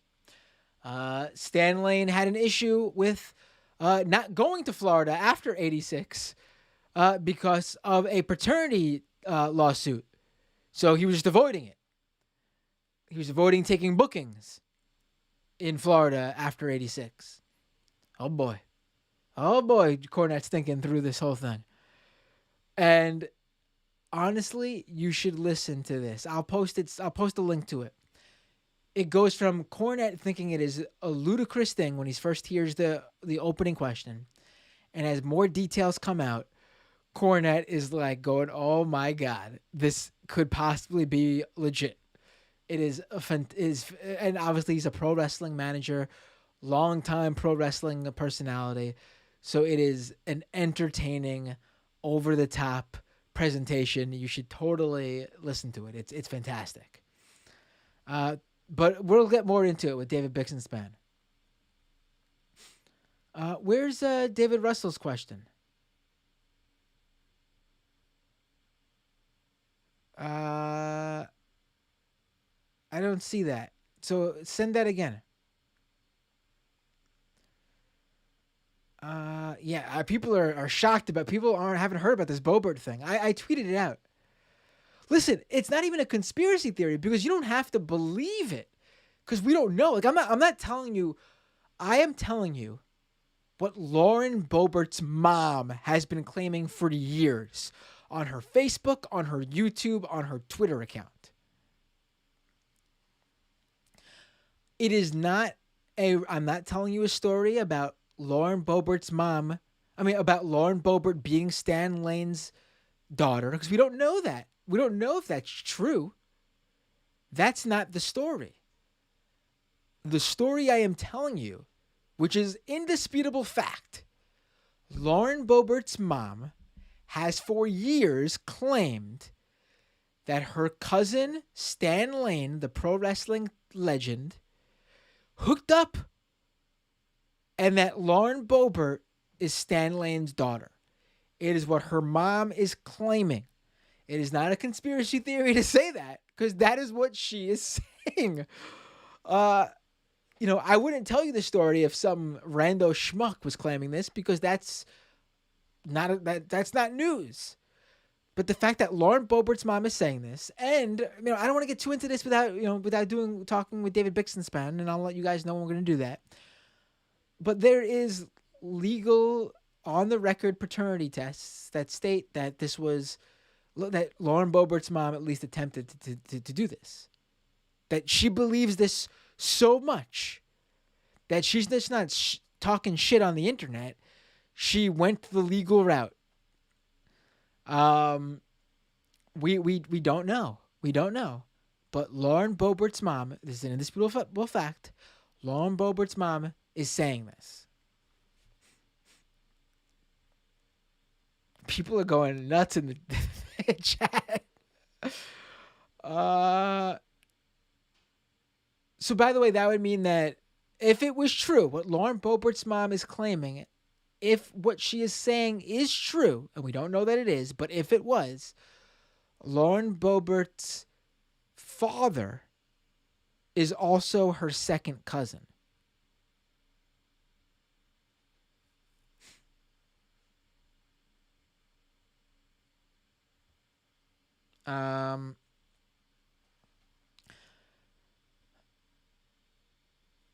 Again, it is, I want to make this absolutely clear. We do not know if what Lauren Boebert's mom is claiming is true. What I am telling you is what Lauren Boebert's mom is claiming.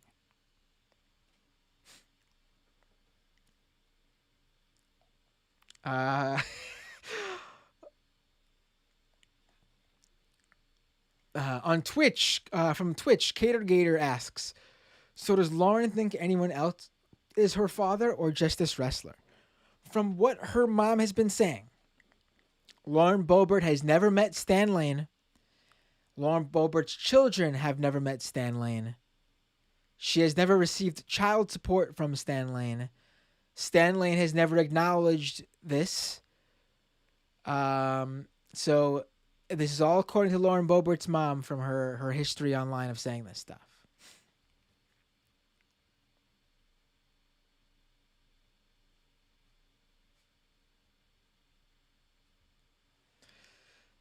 Again, I want to make this absolutely clear because the chat is going wild.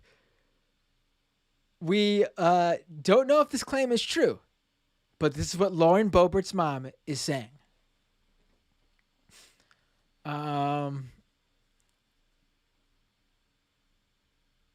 Yeah.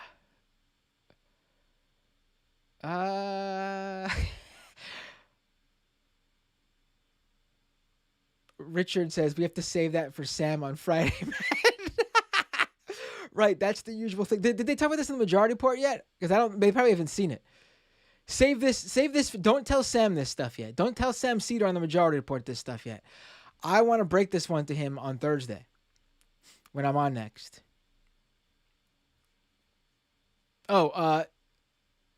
Chris says, do we know what Stan Lane's mom looks like? Can we compare?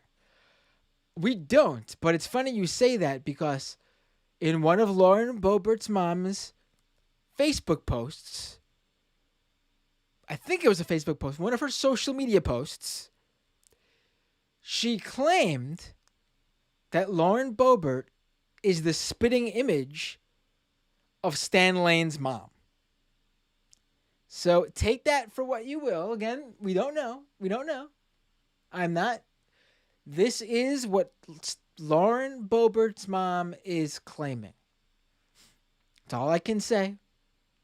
There's no verification to her claims, but I think what a congresswoman's mother is saying is notable.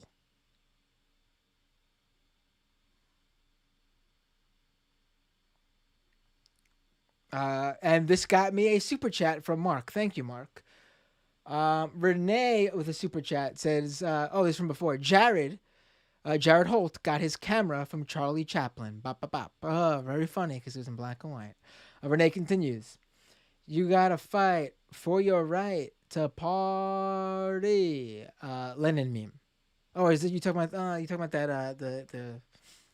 The Communist Party meme? I think that's what you're talking about, right?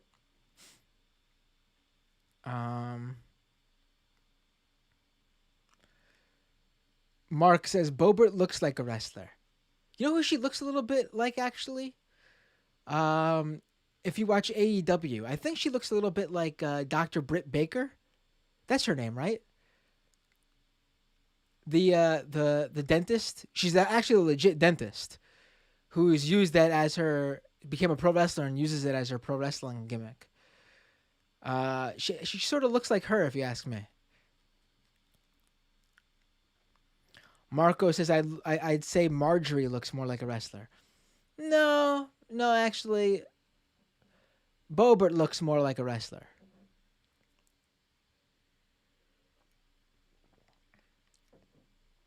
Marjorie looks like a what I imagine a conspiracy theorist looking like.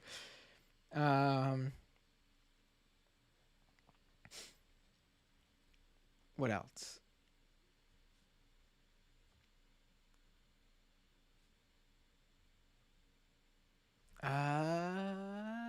Oh yeah, tomorrow's Valentine's Day.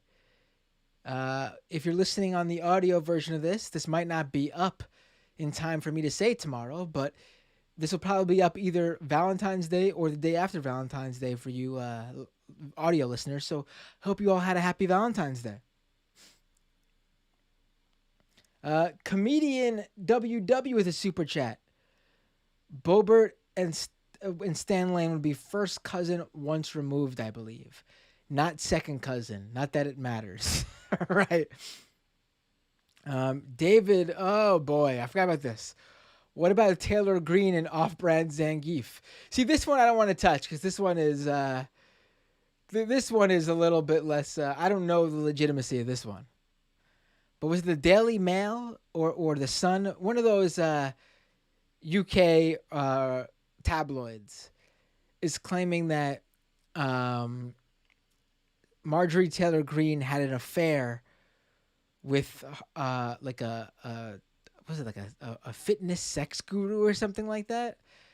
And there are photos of him dressed up like Zangief from the Street Fighter video games.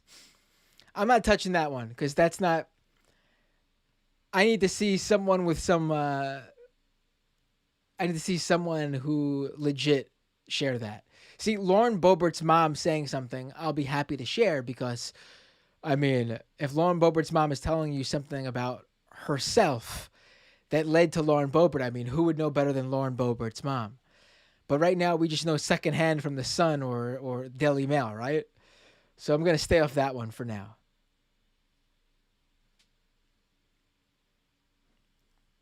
But according to the Daily Mail or the Sun, one of those tabloids, Marjorie Taylor Greene had an affair with a Zangief cosplayer.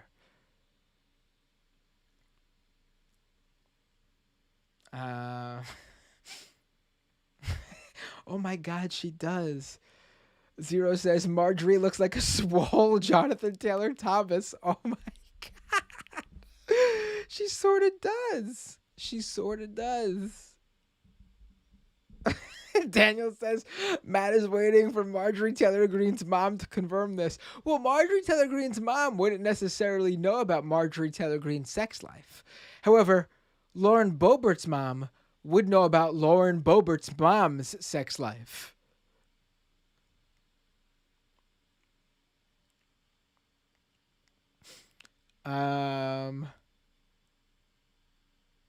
Colorbox says he was a tantric sex guru. I thought he was also a fitness guy. Oh my God. The feed's just catching up with the swole Jonathan Taylor Thomas. That is, she does have his face. Oh my God. I'm not gonna. She looks like if Jonathan Taylor Thomas had a sister or something like that, or if he does, she looks like what Jonathan Taylor Thomas's sister what I imagine she would look like. God. This is the second half of the show. This is the fun half. This is where we mess around and have a good time, No, this is not the fun half. That's a Majority Report trademark. This is the patron half. I need to come up with a doomed name for this. Oh, wait, there was more than one. I misread it then. MW says one was a fitness guy and one was a sex guru. So wait, she had an affair with two separate guys, allegedly?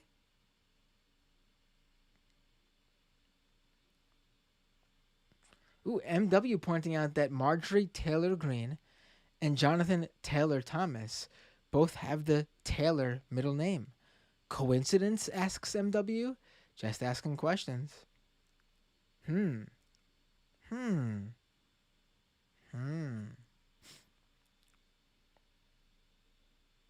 bum, bum. I don't have that, do I? But I could give you guys one of these. Marjorie Taylor Thomas. Marjorie Taylor Thomas. Oh my God.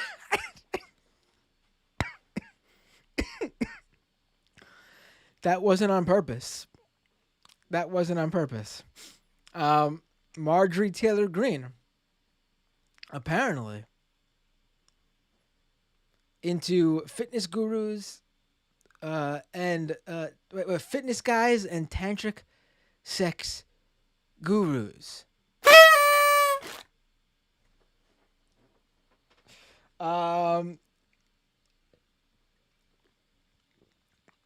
Once again, Doomed live on Skype. Feel free to call into the show. Doomed live. Ooh, I like that, Renee. The laugh half. That's a good one.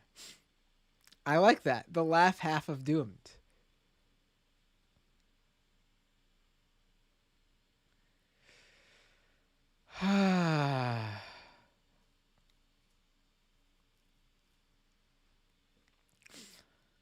Whatever happened to Jonathan Taylor Thomas anyway? Asks Dynacat. Yeah, I don't know. What happened to Jonathan Taylor Thomas? He was big. Not swole big. He was big, as in he was really like a huge celebrity in the mid-90s. He was young Simba in Lion King, for God's sakes.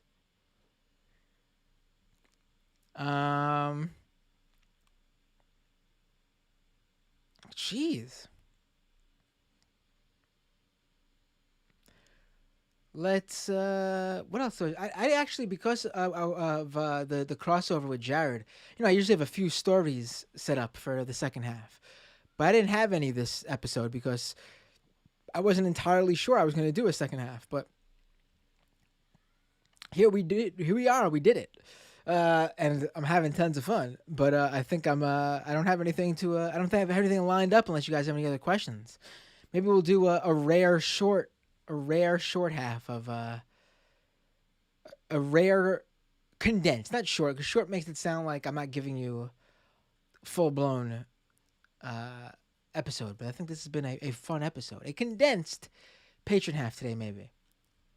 Mariah with a super chat, honored to be a mod. When are we doing our crossover movie night stream? Right. We got to do that. Well, Mariah, I'm going to set it up. I need to figure out the technical stuff for doing that. I don't know if you guys remember, but the last time I did it, when I do the solo movie night streams, I've done that once or twice. Those are fine. However, I've yet to find, well, there is a way, but I've yet to set that up. I'm going to have to look into that so that we could all watch the same feed together. I have to do that. I'm going to look that up, and it'll be easy to do that soon too. So I'll be in touch about that, and we'll do a crossover movie night of Doomed. Mark, Renee says this episode's right up there with Matt doing Mario voices. And Marco says, do a Mario voice. All right. You guys remember that? When I was doing political spectrum Mario? Oh, man. I don't know if I could do that today, though. My voice is a little... I don't know if my voice can handle it today. The weather, I have... I don't know if you guys can tell, but I have a little bit of allergies. So the weather is getting to my throat. Let me think. Mariah says, I have an idea for the movie too, but we got to clear the copyright. Okay, so here's the deal how we do movie nights. It's either got to be a like a YouTuber made, like the Right Wing movie watches that I've done with Jared Holt and Leslie of Struggle Session when we did that horrible Right Wing SNL movie night. So it's got to be something like that, or it's got to be in the public domain. We can't do anything that's gonna we can't do like a mainstream movie or a big studio movie. It's got to be like, some YouTubers thing that they put out. Like we could totally do like the Pillow Guys movie. What was it, Absolute Truth or something like that? Or we could do like a public domain movie like Night of the Living Dead, which I've done before. But we can't do like a theatrical release that happened in the past, like, what is it, like 80 years or something like that. Let me try to do a Mario. Here we go. What would Mario?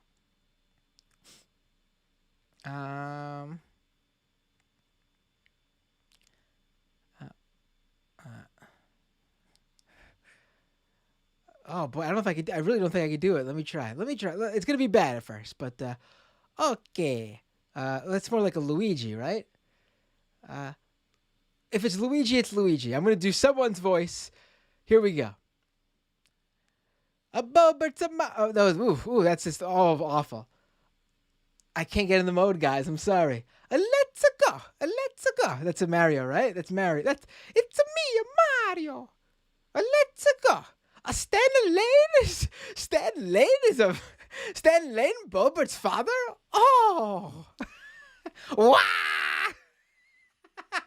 That one was good. Okay. There we go.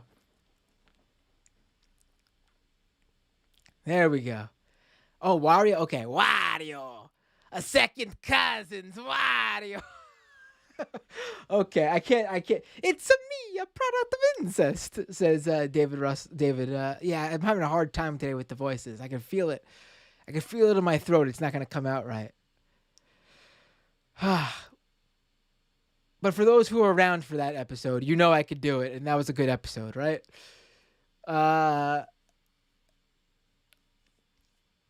Maybe I could do Toad. But Toad is hard because there's multiple Toad voices. Toad from the show is different than Toad from the game.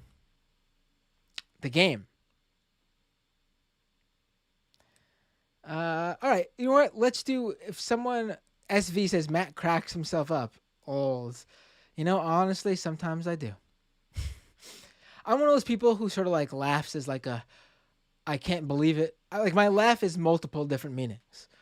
I laugh because I'm like, my God, this is ridiculous. I laugh because something's actually funny. I laugh because I can't believe this is a thing. Laughing is my go-to for a multitude of different, I guess, moods.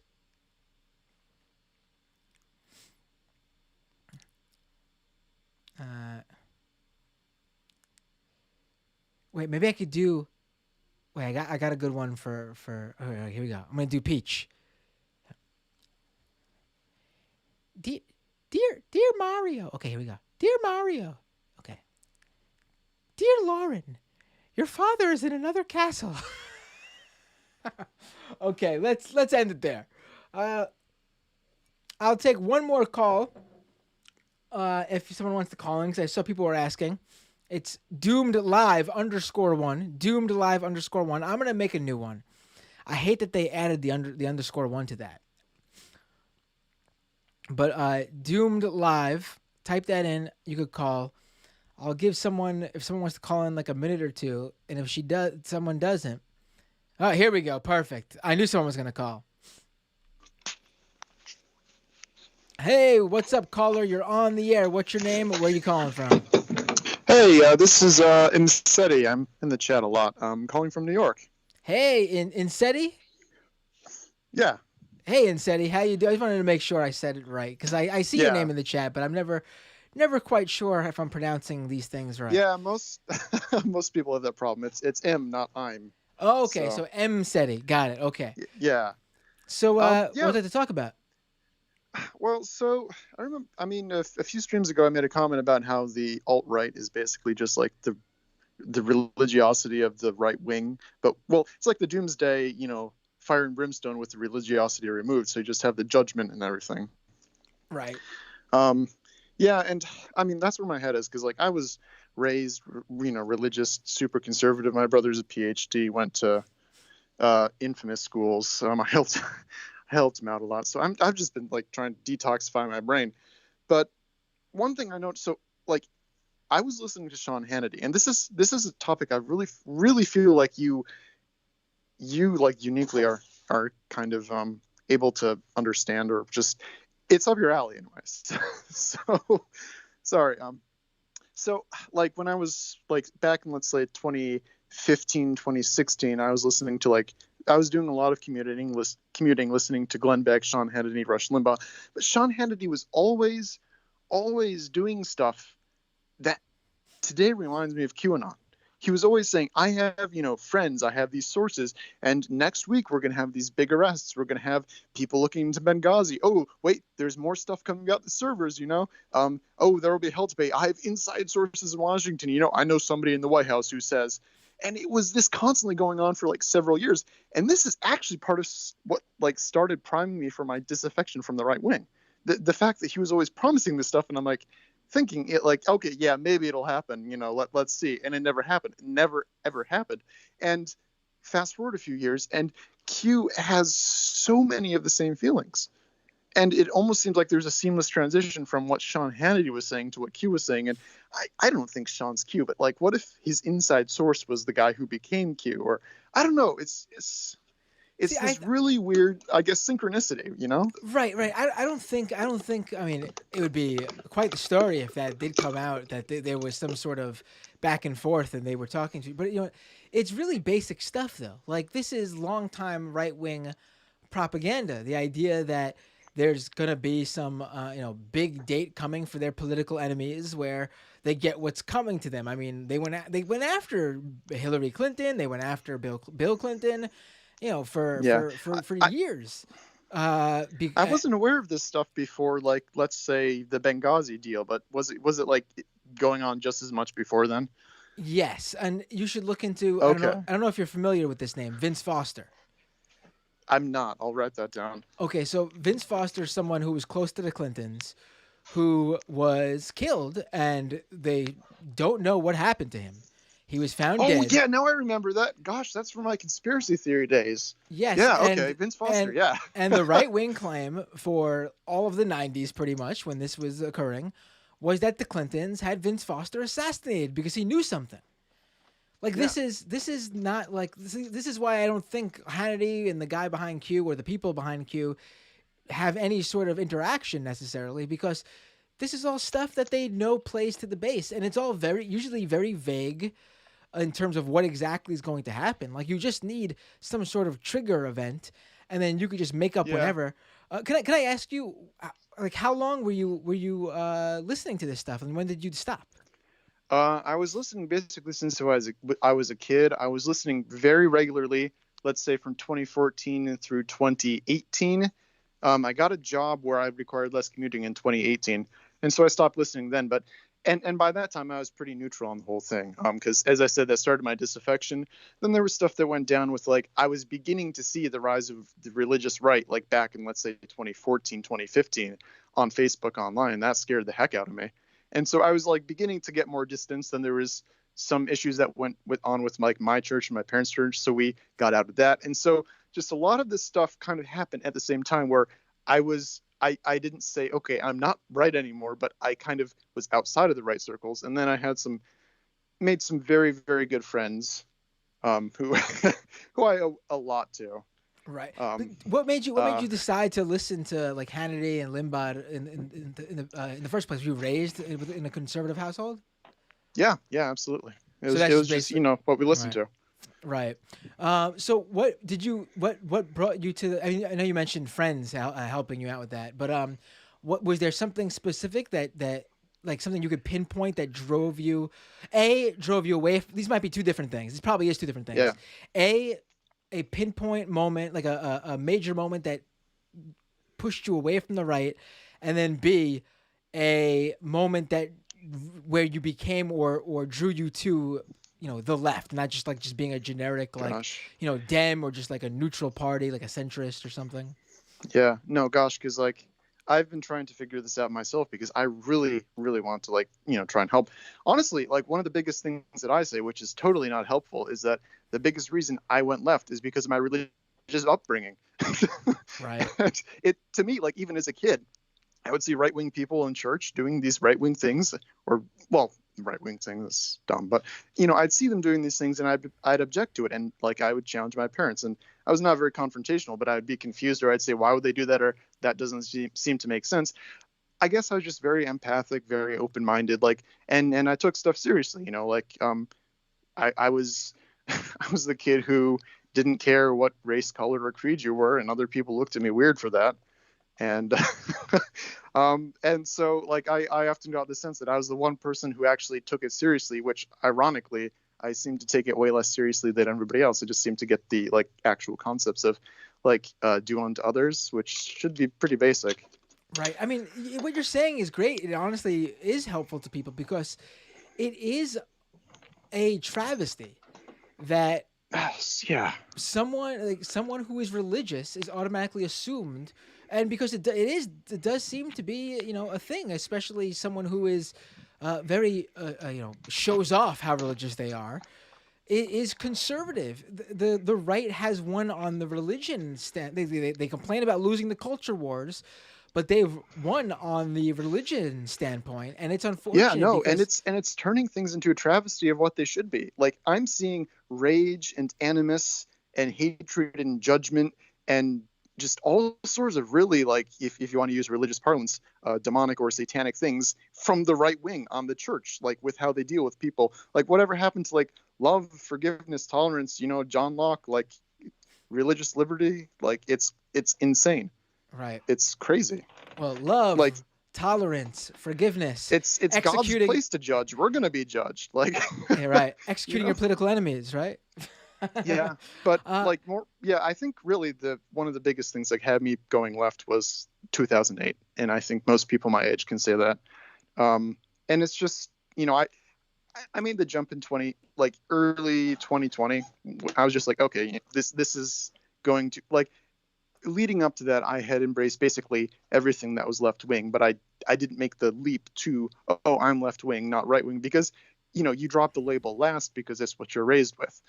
It was just all sorts of little things, just openness to corruption, people pointing things out, people just taking the time to talk with me. And I think the most important thing is, even if you talk to somebody, even if you don't think that you change them through your conversation, that whatever you say sticks with them, a little bit, a lot. And so that stuff adds up over time. It's like it's a bucket. You're adding drops to the bucket, and eventually the scale will shift toward that bucket because it becomes heavier.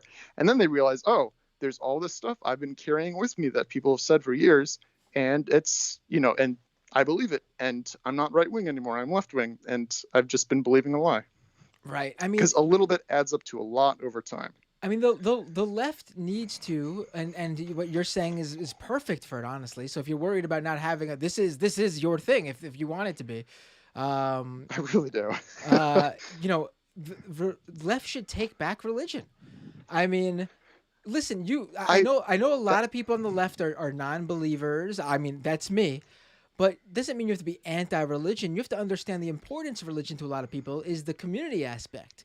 And that's how the right's able to really feed on these people and ingrain themselves in these people's minds, because you just need to get into a few people, get a few people believing what you're selling on the right, and then the community will those people will do the work for you and spread it throughout the community. The left should understand, not do it in the horrible way the right's doing it, but realize how important community is to a lot of people who believe in whatever religion, Christianity, Judaism, Islam, and Buddhism, absolutely, Hinduism. and we don't. And like so much of the stuff in my own family that I'm dealing with, like my mother she's sending me articles from like Dr. Mercola, and this conspiracy theory stuff, and it's she's getting it from her friends, and it's crazy, and she oftentimes she sends them to me. She's like, what do you think of this? And it's so mind-numbing to have to go through it, but right. I have to do it because I know that her friends on the other side are sending her this stuff. It's like I feel like the kid sticking his fingers into the in the dike, trying to plug up the holes so the sea doesn't flood right. Holland. And, well, that's another aspect of it too that I think a lot of people don't really pay much attention to. They think conspiracy theorists are dumb or uneducated. No, the problem isn't education. Some of these people are very well. Some of these people have PhDs. Some of these people are doctors and lawyers. The problem is they are living in a different bubble. Their news sources are different than yours. What you just said to me, if you are someone who your community is this group of people in your church, and your news source is just all these bullshit conspiratorial articles being sent to you, that's your filter bubble. That is everything you know to exist. You don't know there's anything outside of that. And there you go. That's how you believe in that shit. Yeah, I work with an MD, and she's from a historically United States colonized area. And she's really intelligent, really competent. She has a lot of great stories about, her home country, what she did when she came here, working in Chicago, working in Los Angeles, and then finally ending up here. But she's fully down the whole Trump train, hydroxychloroquine, like all that. And it's crazy. And she was telling me about like the group she talks to online, and it's doctors from her home country, from other regions that are, they're not first world regions, like people who are making do with what they have, and how they're talking about like, oh, hydroxychloroquine is so good and all this stuff. And it is totally what bubble you're part of. And she's totally not dumb. I have a lot of respect for her. It's crazy when this stuff happens and she starts talking to me, and like it's almost schizo. There's a break. There's two sides, and they seem totally contradictory. Right. And that's these like bubbles coming into contact with each other and clashing. Right. It's hard. It's hard to deal with. Absolutely. No, this was a great call. You should for sure feel free to call in again. This is something I'm going to do, obviously, episodes on. I think this is a major issue on both fronts that we talked about. On the left, absolutely, should not be ceding religion to the right, and then B, where these filter bubbles that spread fake news and misinformation and conspiracy theories comes into effect here. But thanks for the great call. Those really are appreciate big it. too. Yeah, really, thank you so much. Rock on, man. All right, take care. Have a great night. You too. All right, folks, we are going to call it a night now. I see people are talking about, I guess this is Mariah's first time in the chat since I made her a mod. That's right, Mariah. I made you a mod. So what do we got? People are saying the matriarchal mods here. Right. I got Misha, Zoe, and Mariah are my mods. I am a true ally to women. This is my small. All right, let me not put down what I'm saying here. This is my large, very important contribution to the modern feminist movement. Just making that clear. So on from Twitch says only 7 peeps in Twitch chat. Come on. This is actually mainly a YouTube show. I wish there's more people on the Twitch chat, but we got something like we had earlier, almost 300 people watching in the YouTube chat. This is mostly a YouTube show. I restream so people can watch. I multicast on Periscope on Twitter, Twitch, and Facebook, so people can watch on their platform of choice. But most people are on YouTube. I would love to do more on Twitch specifically, though. And as you all know, I did recently invest in a refurbished gaming PC, but I have not done anything with it yet because I need to set it up.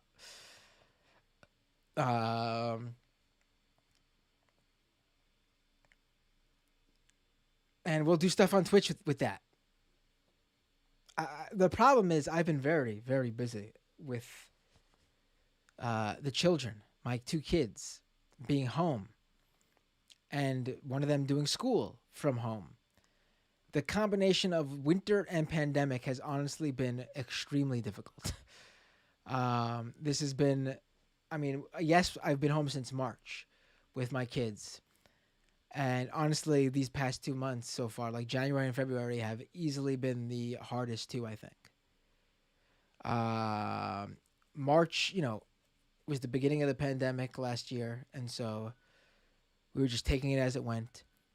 And then by the time it started to settle in as like this being a thing that's going to be long term, we can go on. It was nice enough to go on walks, go to the park, to just go for a stroll, eat outside. Can't do that right now.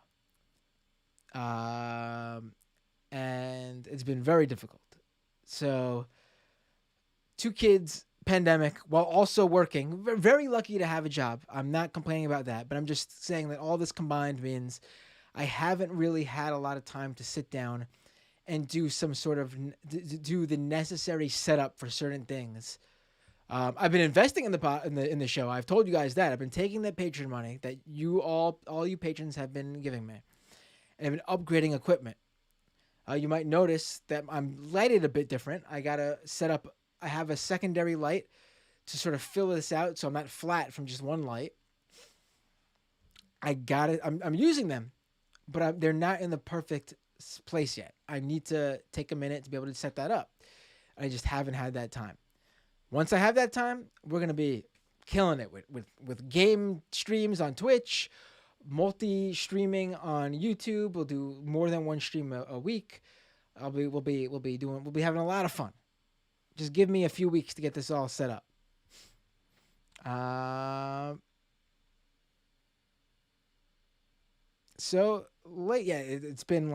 It's been, and we've had really weird snowfalls in New York City lately. Last winter we had 0 snowfall. This winter we've already had, in a span of like 2 or 3 weeks, 2 or 3 major snowfalls. Yes, Zoe, I know you're in Canada. It's -12 there. It's like in the teens and low 20s here.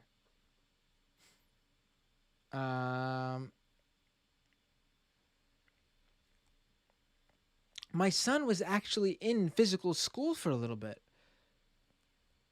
They've been doing that successfully for many months, actually. And then winter hit, and they had to shut the school down for a few weeks because of a few COVID scares.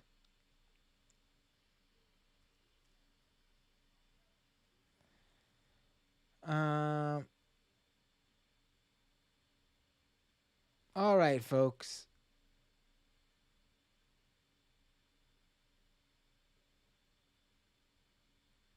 Mariah says, I like to talk over women. Matt. When Mariah told me that I always try to keep my calls short, but I always keep talking. Right. I remember that. That was right.